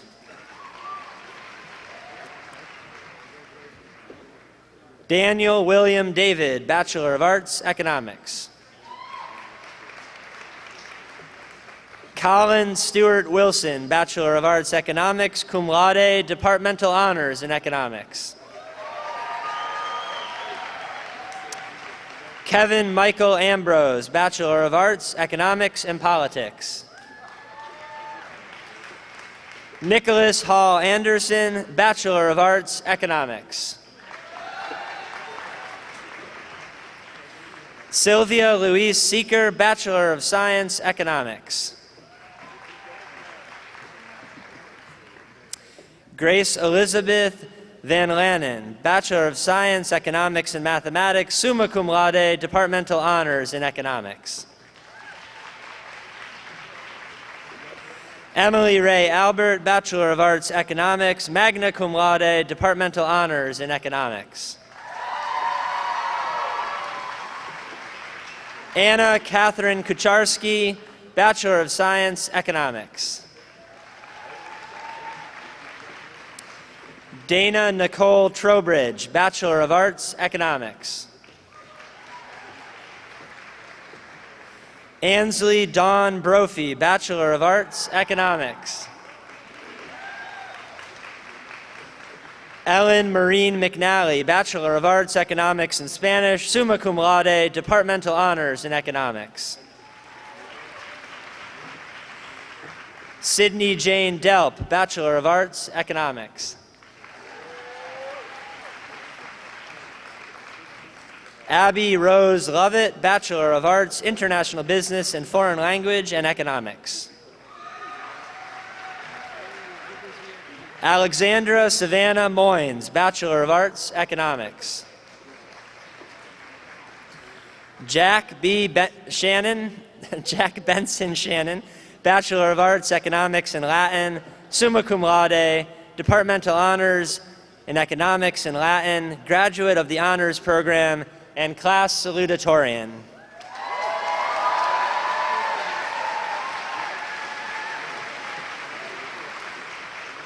Andrew Chase Swanson, Bachelor of Arts, Economics, summa cum laude, Departmental Honors in Economics. Eric Matthew Walker, Bachelor of Arts, Economics, magna cum laude, Departmental Honors in Economics. Mark David LaPrairie, Bachelor of Science, Economics, cum laude, Departmental Honors in Economics. Nicholas Owen Brown, Bachelor of Arts, Economics and Politics, magna cum laude, Departmental Honors in Economics. David Christopher Fleming, Bachelor of Arts, Economics, cum laude, Departmental Honors in Economics. John David Oxendine, Bachelor of Arts, Economics. Gregory Taylor Summers, Bachelor of Arts, Economics. Nolan Patrick Vordovich, Bachelor of Science, Economics, magna cum laude, Departmental Honors in Economics. Alexander Preston Gregory Mexicott, Bachelor of Science, Economics.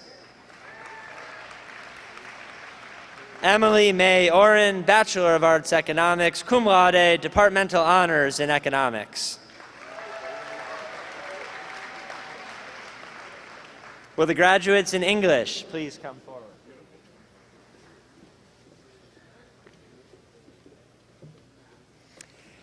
Christina Joy Perkins, Bachelor of Arts, English. Claire Faith Lewis, Bachelor of Arts, English, cum laude. Hannah Elizabeth Carroll, Bachelor of Arts, English and Spanish, magna cum laude. Catherine Ann Geetson Aguilera, Bachelor of Arts, English. Alan Catherine Morrison, Bachelor of Arts, English. Rebecca Lee Basinger Slonim, Bachelor of Arts, English, summa cum laude, graduate of the Honors Program.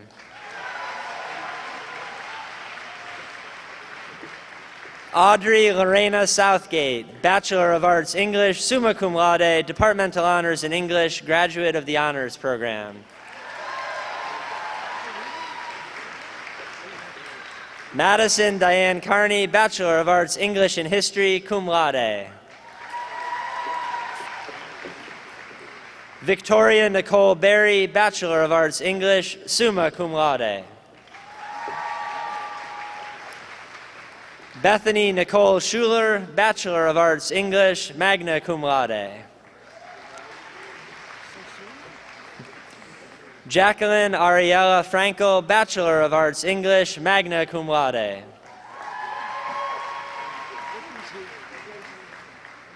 Nicole Shuri Cheney, Bachelor of Arts, English, cum laude.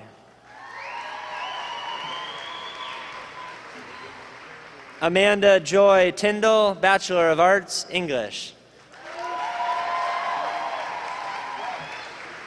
Timothy John Brocksterman, Bachelor of Arts, English. Christopher John McCaffrey, Bachelor of Arts, English.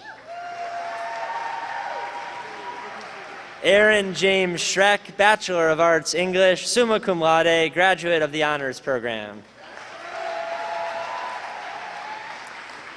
Forrester Hodges McClatchy, Bachelor of Arts, Art and English, summa cum laude, Departmental Honors in Art, and graduate of the Honors Program.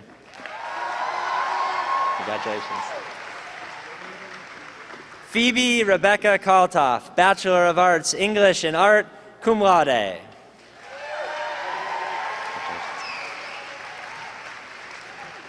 Megan Lindsay Andrews, Bachelor of Arts, English, cum laude. Rachel May Elizabeth Hilly, Bachelor of Arts, English.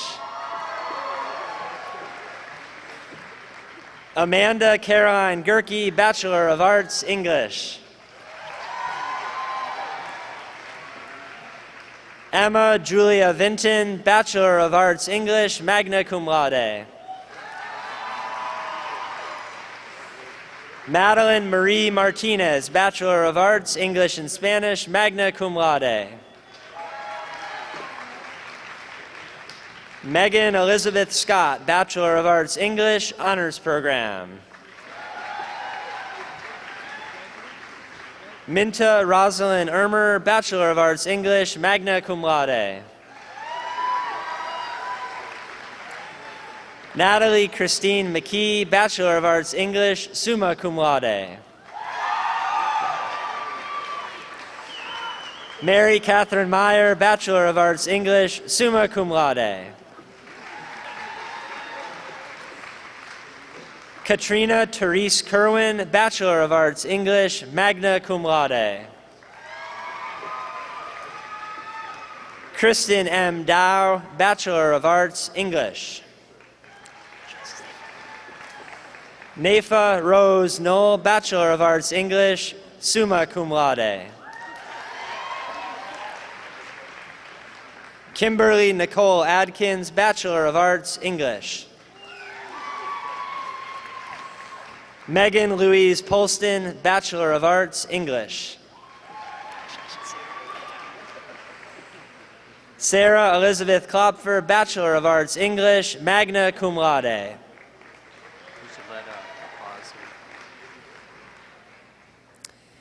Will the graduates in exercise science please come forward?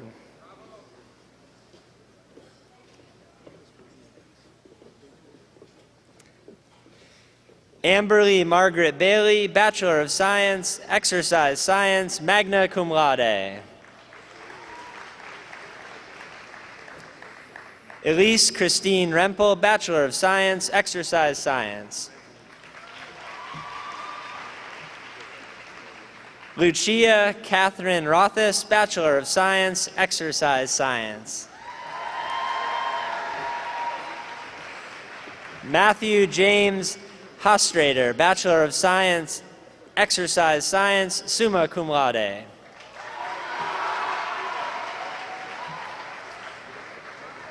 Alex D. Fote, Bachelor of Science, Exercise Science, magna cum laude. Lucas A. Gross, Bachelor of Science, Exercise Science.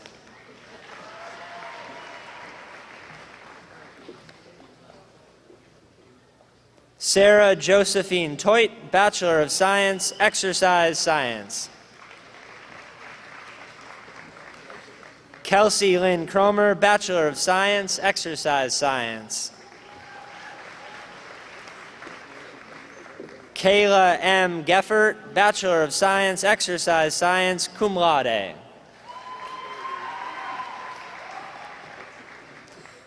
Sarah Elizabeth Grunert, Bachelor of Science, Exercise Science, magna cum laude. Corinne Marie Wiggins, Bachelor of Science, Exercise Science. Shannon Elizabeth O'Hearn, Bachelor of Science, Exercise Science, cum laude.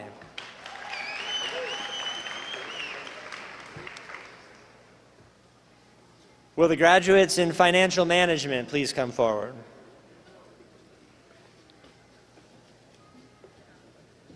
Thank you. Christopher John Boyajian, Bachelor of Arts, Financial Management, cum laude, Departmental Honors in Financial Management.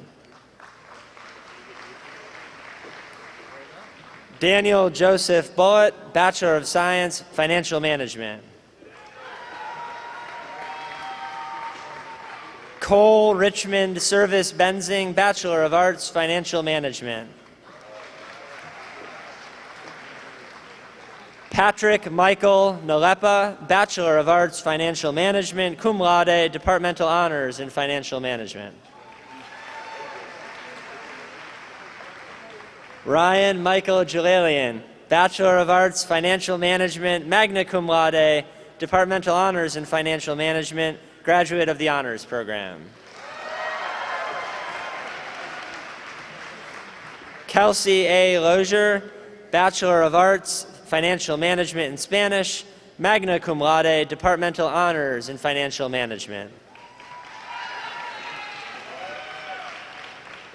Alexis Ann Caruso, Bachelor of Arts, Financial Management. Paul Douglas Wendt, Bachelor of Science, Financial Management, Departmental Honors in Financial Management. Matthew Joseph Chalberg, Bachelor of Science, Computational Mathematics and Financial Management. Robert Joseph Pfeiffer, Bachelor of Arts, Financial Management. Nicholas James Schuster, Bachelor of Science, Financial Management. Ainsley Jordan Ellison, Bachelor of Arts, Financial Management in Spanish, magna cum laude, Departmental Honors in Financial Management.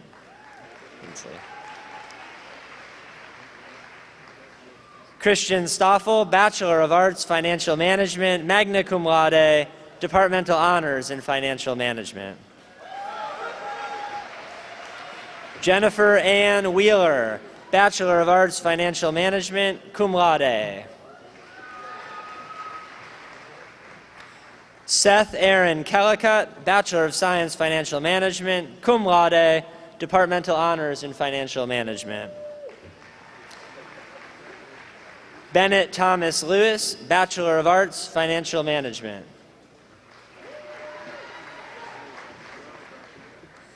Edward Martin Mollison, Bachelor of Arts, Financial Management, cum laude, Departmental Honors in Financial Management.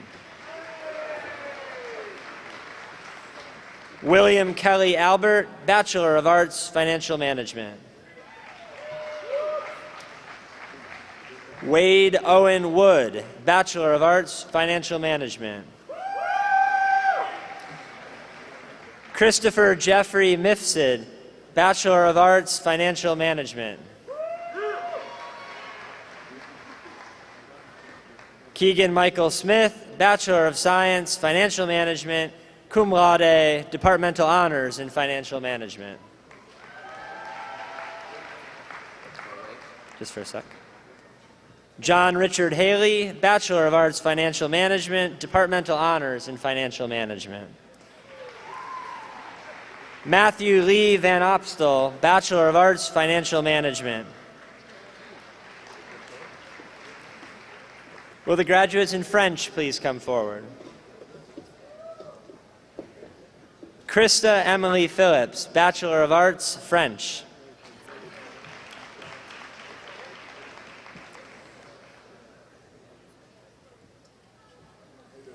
Emma Kathleen Takach, Bachelor of Arts, French.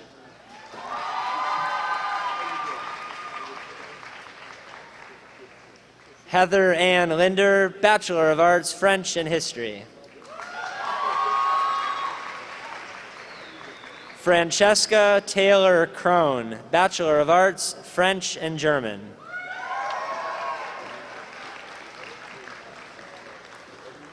Will the graduates in German please come forward?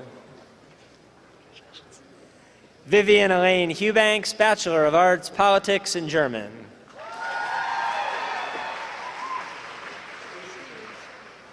Magdalena Hannah Olson, Bachelor of Arts, German and History.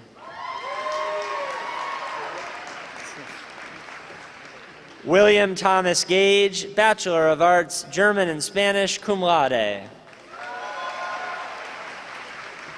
Catherine Rose Keene, Bachelor of Arts, German and English. Karsten Martin Stan, Bachelor of Arts, Economics and German, magna cum laude, departmental honors in Economics and German.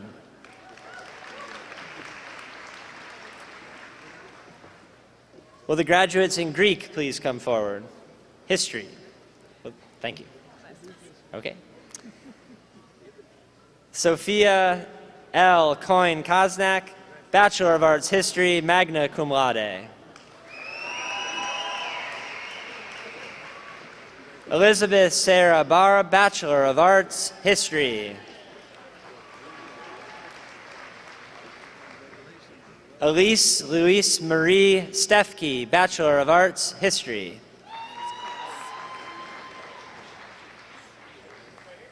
Amanda Grace Hatch, Bachelor of Arts, History, magna cum laude. Sheena Ann Alba, Bachelor of Arts, History.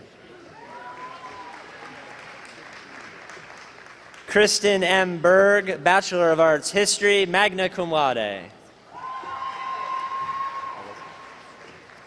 Sarah Elizabeth Rinaldi, Bachelor of Arts, History, cum laude. Josiah Daniel Vega, Bachelor of Arts, History. Michaela Francis Brown, Bachelor of Arts, History, cum laude. Jason Robert Clicker, Bachelor of Arts, History. Colin Thomas Moylan, Bachelor of Arts, History. Spencer Craig Scott, Bachelor of Arts, History, cum laude, departmental honors, History. Andrew John Davis, Bachelor of Arts, History. Connor James Mullen, Bachelor of Arts, History, magna cum laude. Brian Andrew Morey, Bachelor of Arts, History, cum laude, departmental honors in History. Matthew Allen Sauer, Bachelor of Arts, History, magna cum laude, graduate of the honors program.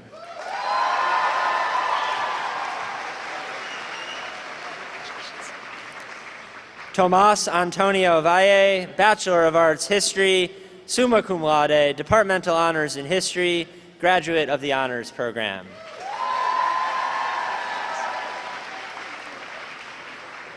Timothy Daniel Troutner, Bachelor of Arts, History and Philosophy, summa cum laude, graduate of the honors program. Micah Daniel Meadowcroft, Bachelor of Arts, History, magna cum laude, graduate of the honors program. Madeline Elizabeth Vanderbleek, Bachelor of Arts, History and Politics, departmental honors in History.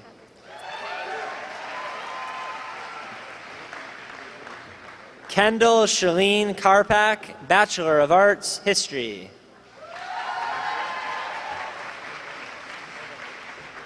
Daniel P. Negri, Bachelor of Arts, History.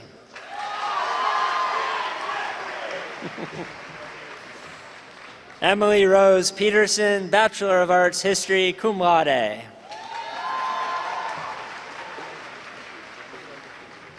Michael John Marie Delora, Bachelor of Arts, History.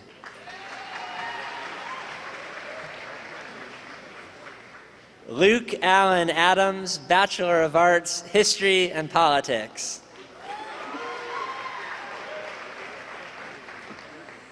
Mary Agnes Geiger, Bachelor of Arts, History.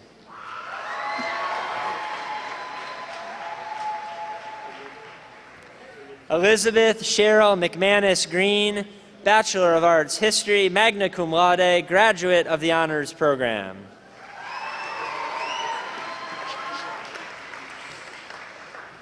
Christina Joy Lambert, Bachelor of Arts, History, summa cum laude, graduate of the Honors Program.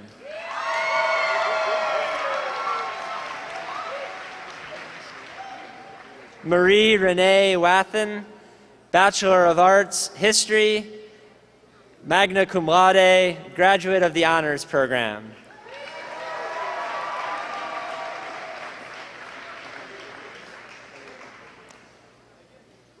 Salem Parker Bear, Bachelor of Arts, History, magna cum laude.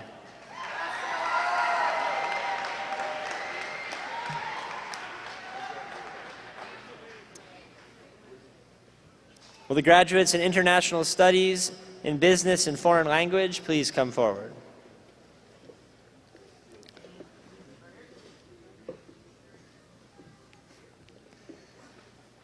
Mitchell D. Rayer, Bachelor of Arts, International Business and Foreign Language, magna cum laude, Departmental Honors in International Business.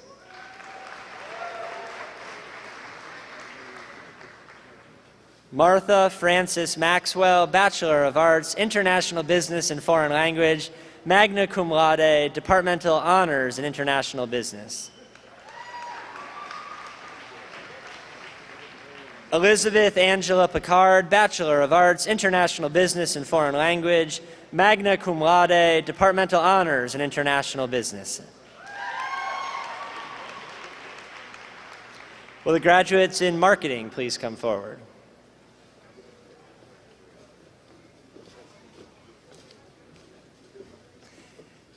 Justice Alan Carmi, Bachelor of Arts, Marketing and Management, cum laude, Departmental Honors in Marketing and Management. Kayla Mitchell Wright, Bachelor of Arts, Marketing and Management, cum laude, Departmental Honors in Marketing and Management. Paige Ann George, Bachelor of Arts, Marketing and Management. Lydia Katya Ivkovich, Bachelor of Arts, Marketing and Management. Molly Thomas Graysons, Bachelor of Arts, Marketing and Management.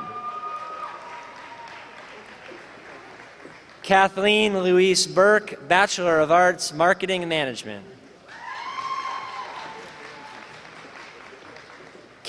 Elizabeth Carolyn Petard, Bachelor of Arts, Marketing Management.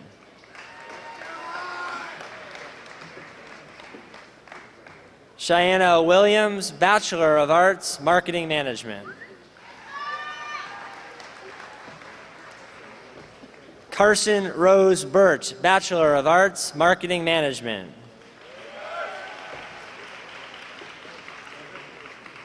John Desmond Bell, Bachelor of Arts, Marketing Management. Candice Elise Corrales, Bachelor of Arts, Marketing Management.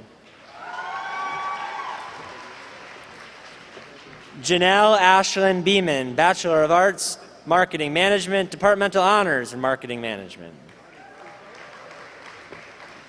Thomas Joseph Kruger, Bachelor of Arts, Marketing and Management. Malin Luce Brennan, Bachelor of Arts, Marketing Management. Nathaniel Ryan Nobbs, Bachelor of Arts, Marketing Management. Nathaniel Lee Prigmore, Bachelor of Arts, Marketing Management. George Wallace Smith IV, Bachelor of Arts, Marketing Management. Hannah Nicole Leitner, Bachelor of Arts, Marketing Management. Ashlyn Marie Landher, Bachelor of Arts, Marketing Management, magna cum laude, Departmental Honors in Marketing and Management. Will the graduates in mathematics please come forward?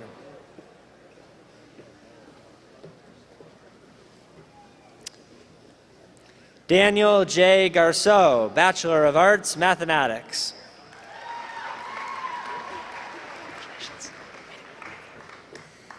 Daniel J. Slonim, Bachelor of Science, Mathematics and Philosophy, summa cum laude, Departmental Honors in Math, graduate of the Honors Program.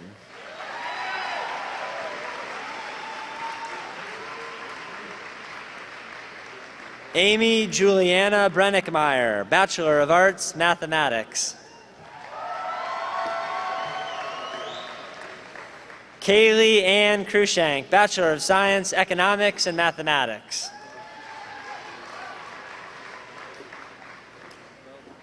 Kyle Anthony Johnson, Bachelor of Science, Mathematics. Sarah E. Cruz, Bachelor of Arts, Mathematics. Nathan Andrew Wilson, Bachelor of Science, Mathematics.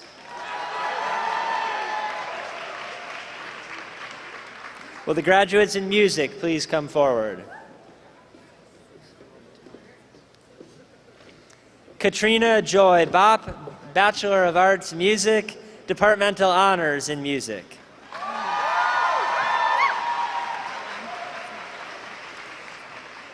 Ellen Faith Hogan, Bachelor of Arts, Music, cum laude. Faith Elizabeth Liu, Bachelor of Arts, English and Music, summa cum laude, Departmental Honors in Music.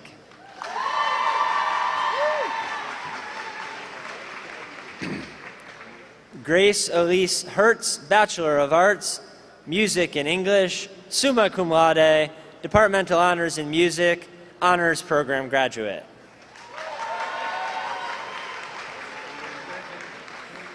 Taylor Hall Flowers, Bachelor of Arts, Music, magna cum laude, Departmental Honors in Music. Graduate of the Honors Program.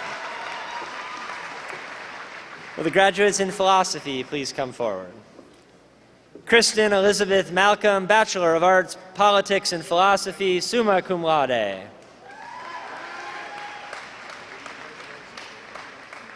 Emma Christine Smith, Bachelor of Arts, Philosophy.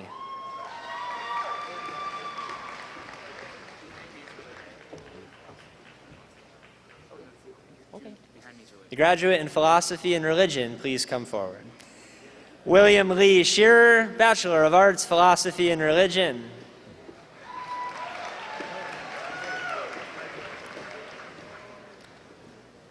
Elizabeth Catherine Thistleton, Bachelor of Science, Mathematics and Religion, cum laude.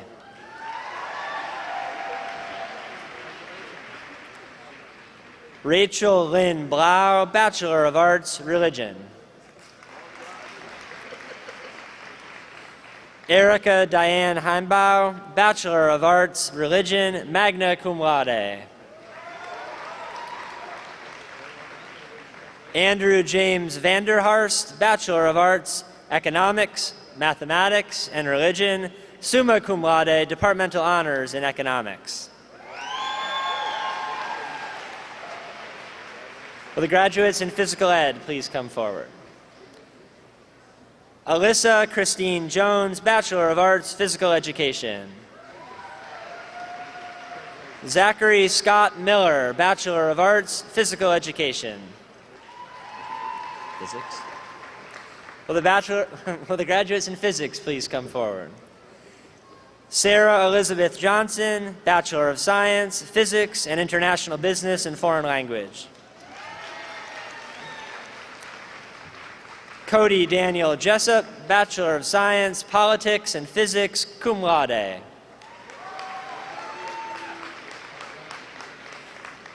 Andrew C. Zeiler, Bachelor of Science, Physics, cum laude.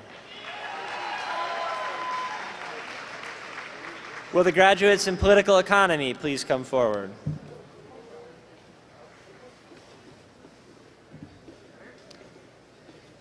Nathan Gregory Seither, Bachelor of Arts, Political Economy. You got it.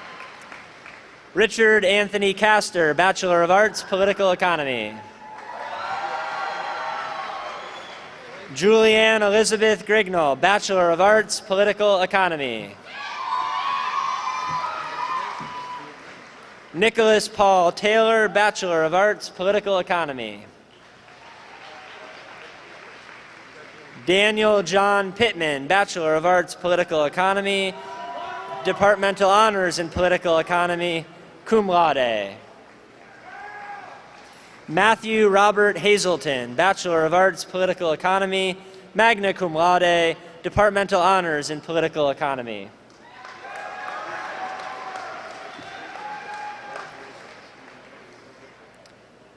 Spencer S. Doan, Bachelor of Arts, Political Economy. Let's go wait a second. Got a little backup on the freeway.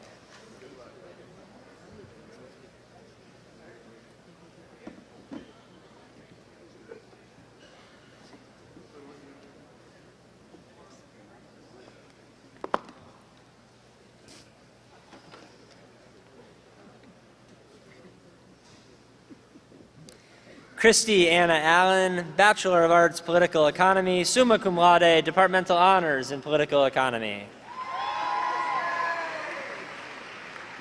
Randy James Keefe, Bachelor of Arts, Political Economy.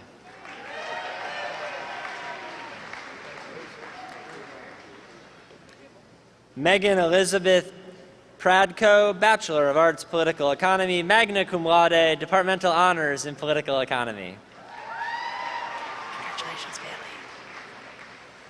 Bailey Elise Arlinghouse, Bachelor of Arts, Political Economy and Spanish, summa cum laude, Departmental Honors in Political Economy and Spanish. Jesse Allegra Mathis, Bachelor of Arts, Political Economy, cum laude, Departmental Honors in Political Economy. Will the graduates in politics please come forward?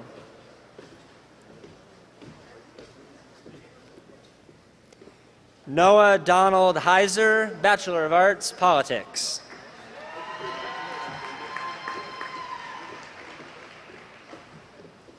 Craig Thomas Llewellyn, Bachelor of Arts, Politics.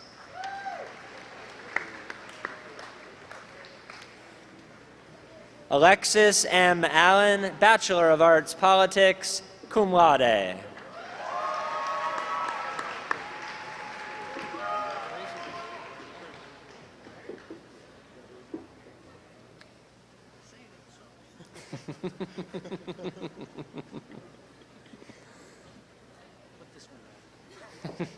There's still time. Tyler Daniel Warman, Bachelor of Arts, Politics.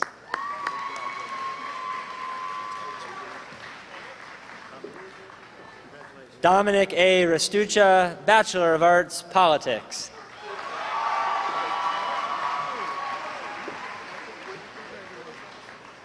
Sarah Moreland Albers, Bachelor of Arts, Politics, cum laude. Hannah Jean Anderson, Bachelor of Arts, Politics. Eleni R. Brandis, Bachelor of Arts, Politics, summa cum laude. Sarah Jane Ogken, Bachelor of Science, Mathematics and Politics, summa cum laude, Departmental Honors in Math and Politics, graduate of the Honors Program, and Class of 2016 valedictorian.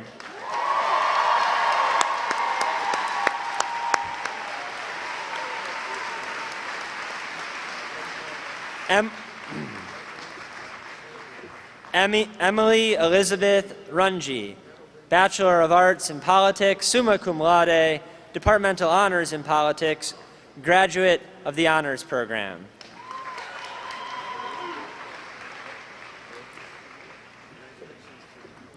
Anna Judith Seipel, Bachelor of Arts, History and Politics.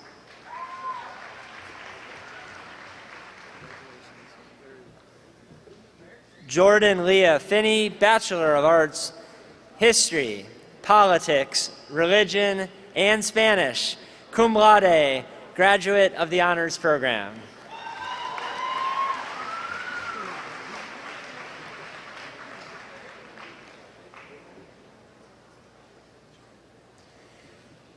Sergeant Michael John Avang, Bachelor of Arts, Politics, cum laude.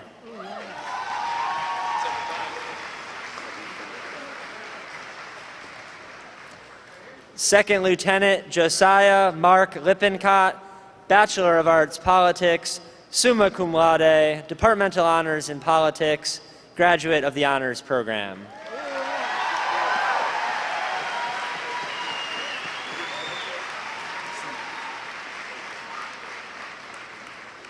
Daniel David Sonny, Bachelor of Arts, Politics, cum laude, graduate of the Honors Program.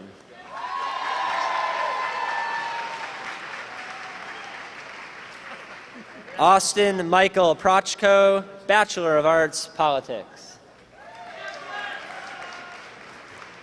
Samantha Eileen Fletcher, Bachelor of Arts, Politics, summa cum laude. Will the graduates in psychology please come forward? Thanks. Erin Nicole Graham, Bachelor of Science, Psychology, cum laude, Departmental Honors in Psychology. Christopher Michael Raby, Bachelor of Arts, Psychology. Xavier Michael Pinnell, Bachelor of Science, Psychology. Jillian Zoe Baldwin, Bachelor of Science, Psychology, magna cum laude, Departmental Honors in Psychology. Lindsay Porritt Pierce, Bachelor of Science, Psychology.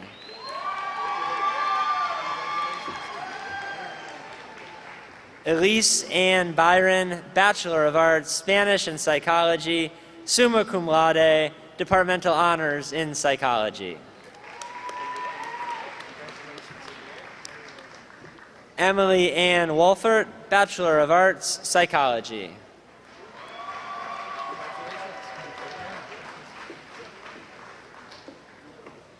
Clayton Robert Wilbanks, Bachelor of Arts, French and Psychology. Rebecca Grace French, Bachelor of Science, Psychology, Departmental Honors in Psychology.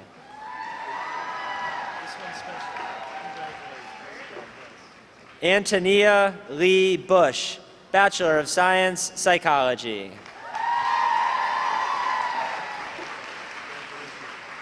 Ryan John Ahrens, Bachelor of Art, Politics and Spanish, magna cum laude. First Spanish? Are you the first Spanish? Oh, okay. The graduates in Spanish. Claire Johanna Williams, Bachelor of Arts, History and Spanish, cum laude.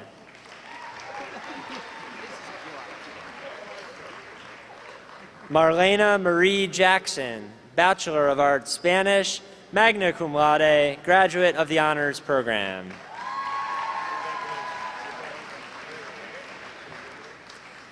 Andrew Huffington Beard, Bachelor of Arts, Economics and Spanish. Vincent Robert Cook, Bachelor of Arts, English and Spanish.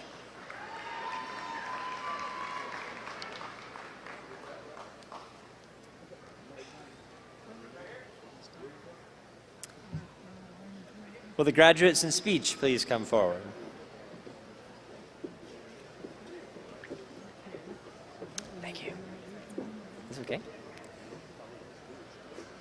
Hannah Abigail Blasik, Bachelor of Arts, Speech, summa cum laude.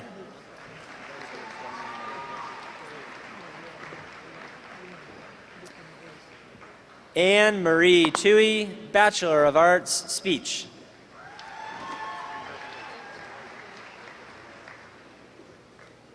Claire Marie Benz, Bachelor of Arts, Speech.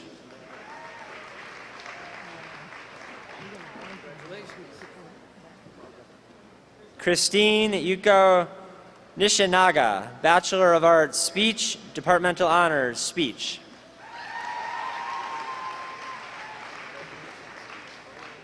Alexander Warfield Eaton, Bachelor of Arts, Speech.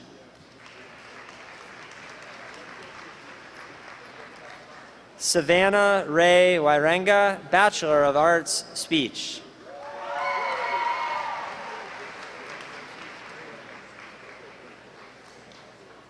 Molly Eileen Benz, Bachelor of Arts, Speech.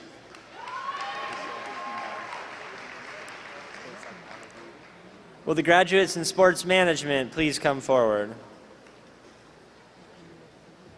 Thank you. Jason Scott Pretzer, Bachelor of Arts, Sports Management.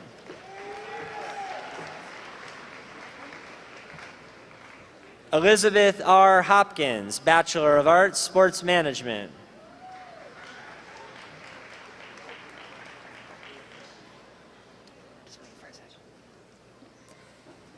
Anna Margaret Barhanovich, Bachelor of Arts, Sports Management, summa cum laude.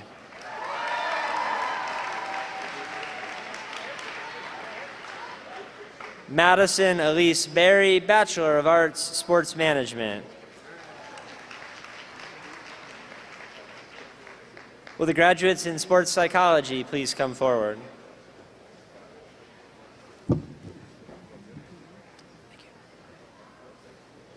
Garrett Lynn Jones, Bachelor of Science, Sports Psychology. Will the graduates in theater please come forward? Congratulations. Catherine Elizabeth Coffey, Bachelor of Arts, English and Theater, cum laude. Hey, you're the caboose. Nicholas Ryan Gibbs, Bachelor of Science, Theater. Hold on just a minute.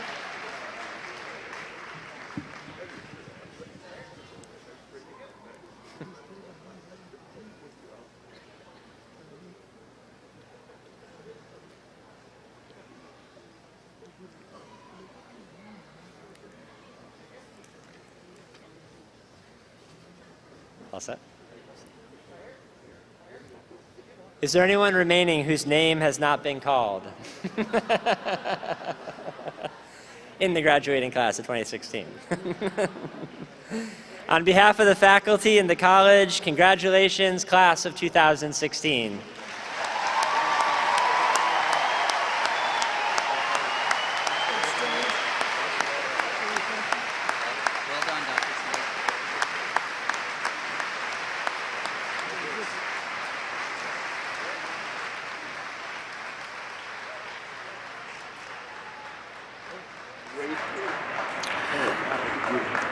Professor Pastrito, will you proceed with the granting of the master's degrees?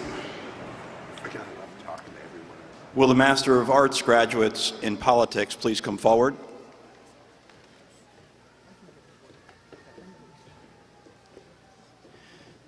Second Lieutenant Daniel Edward Bieber, United States Air Force.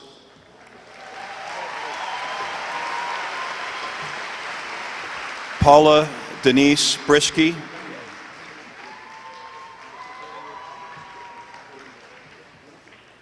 Colin Michael Brown.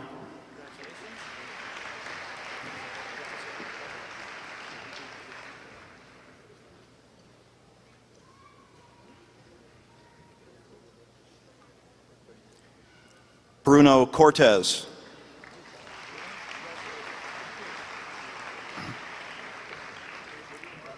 Peter Richard Watson Cross.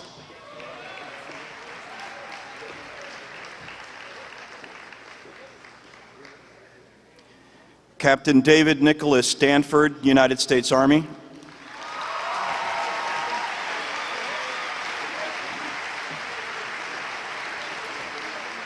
Tara Janae Elkins.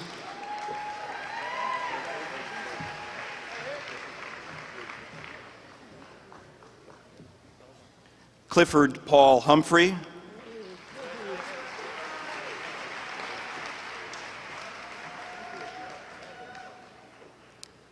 Jeremy Stephen Marcelli.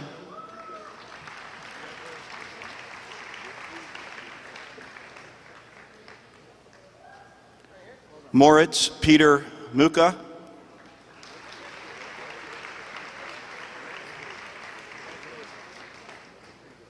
Nathaniel Paul Pullman.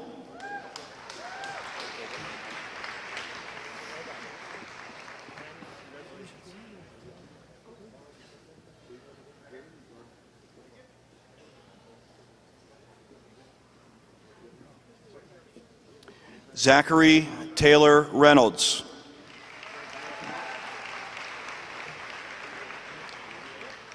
Nicholas Murad Sauma.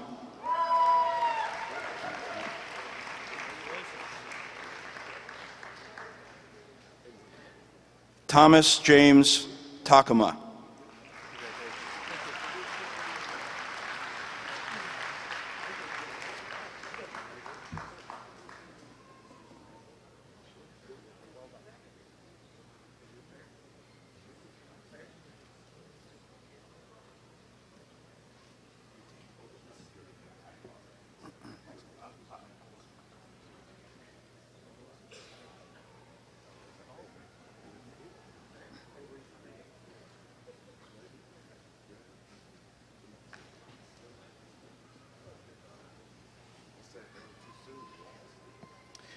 Congratulations to our master's graduates.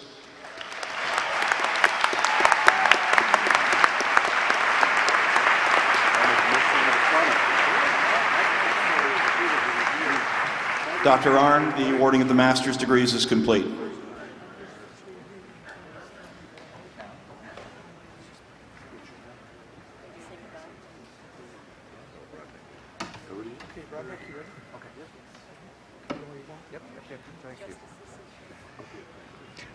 On behalf of the Board of Trustees, it gives me great pleasure to congratulate you on your years of hard work and accomplishment here, and of course, on your graduation today.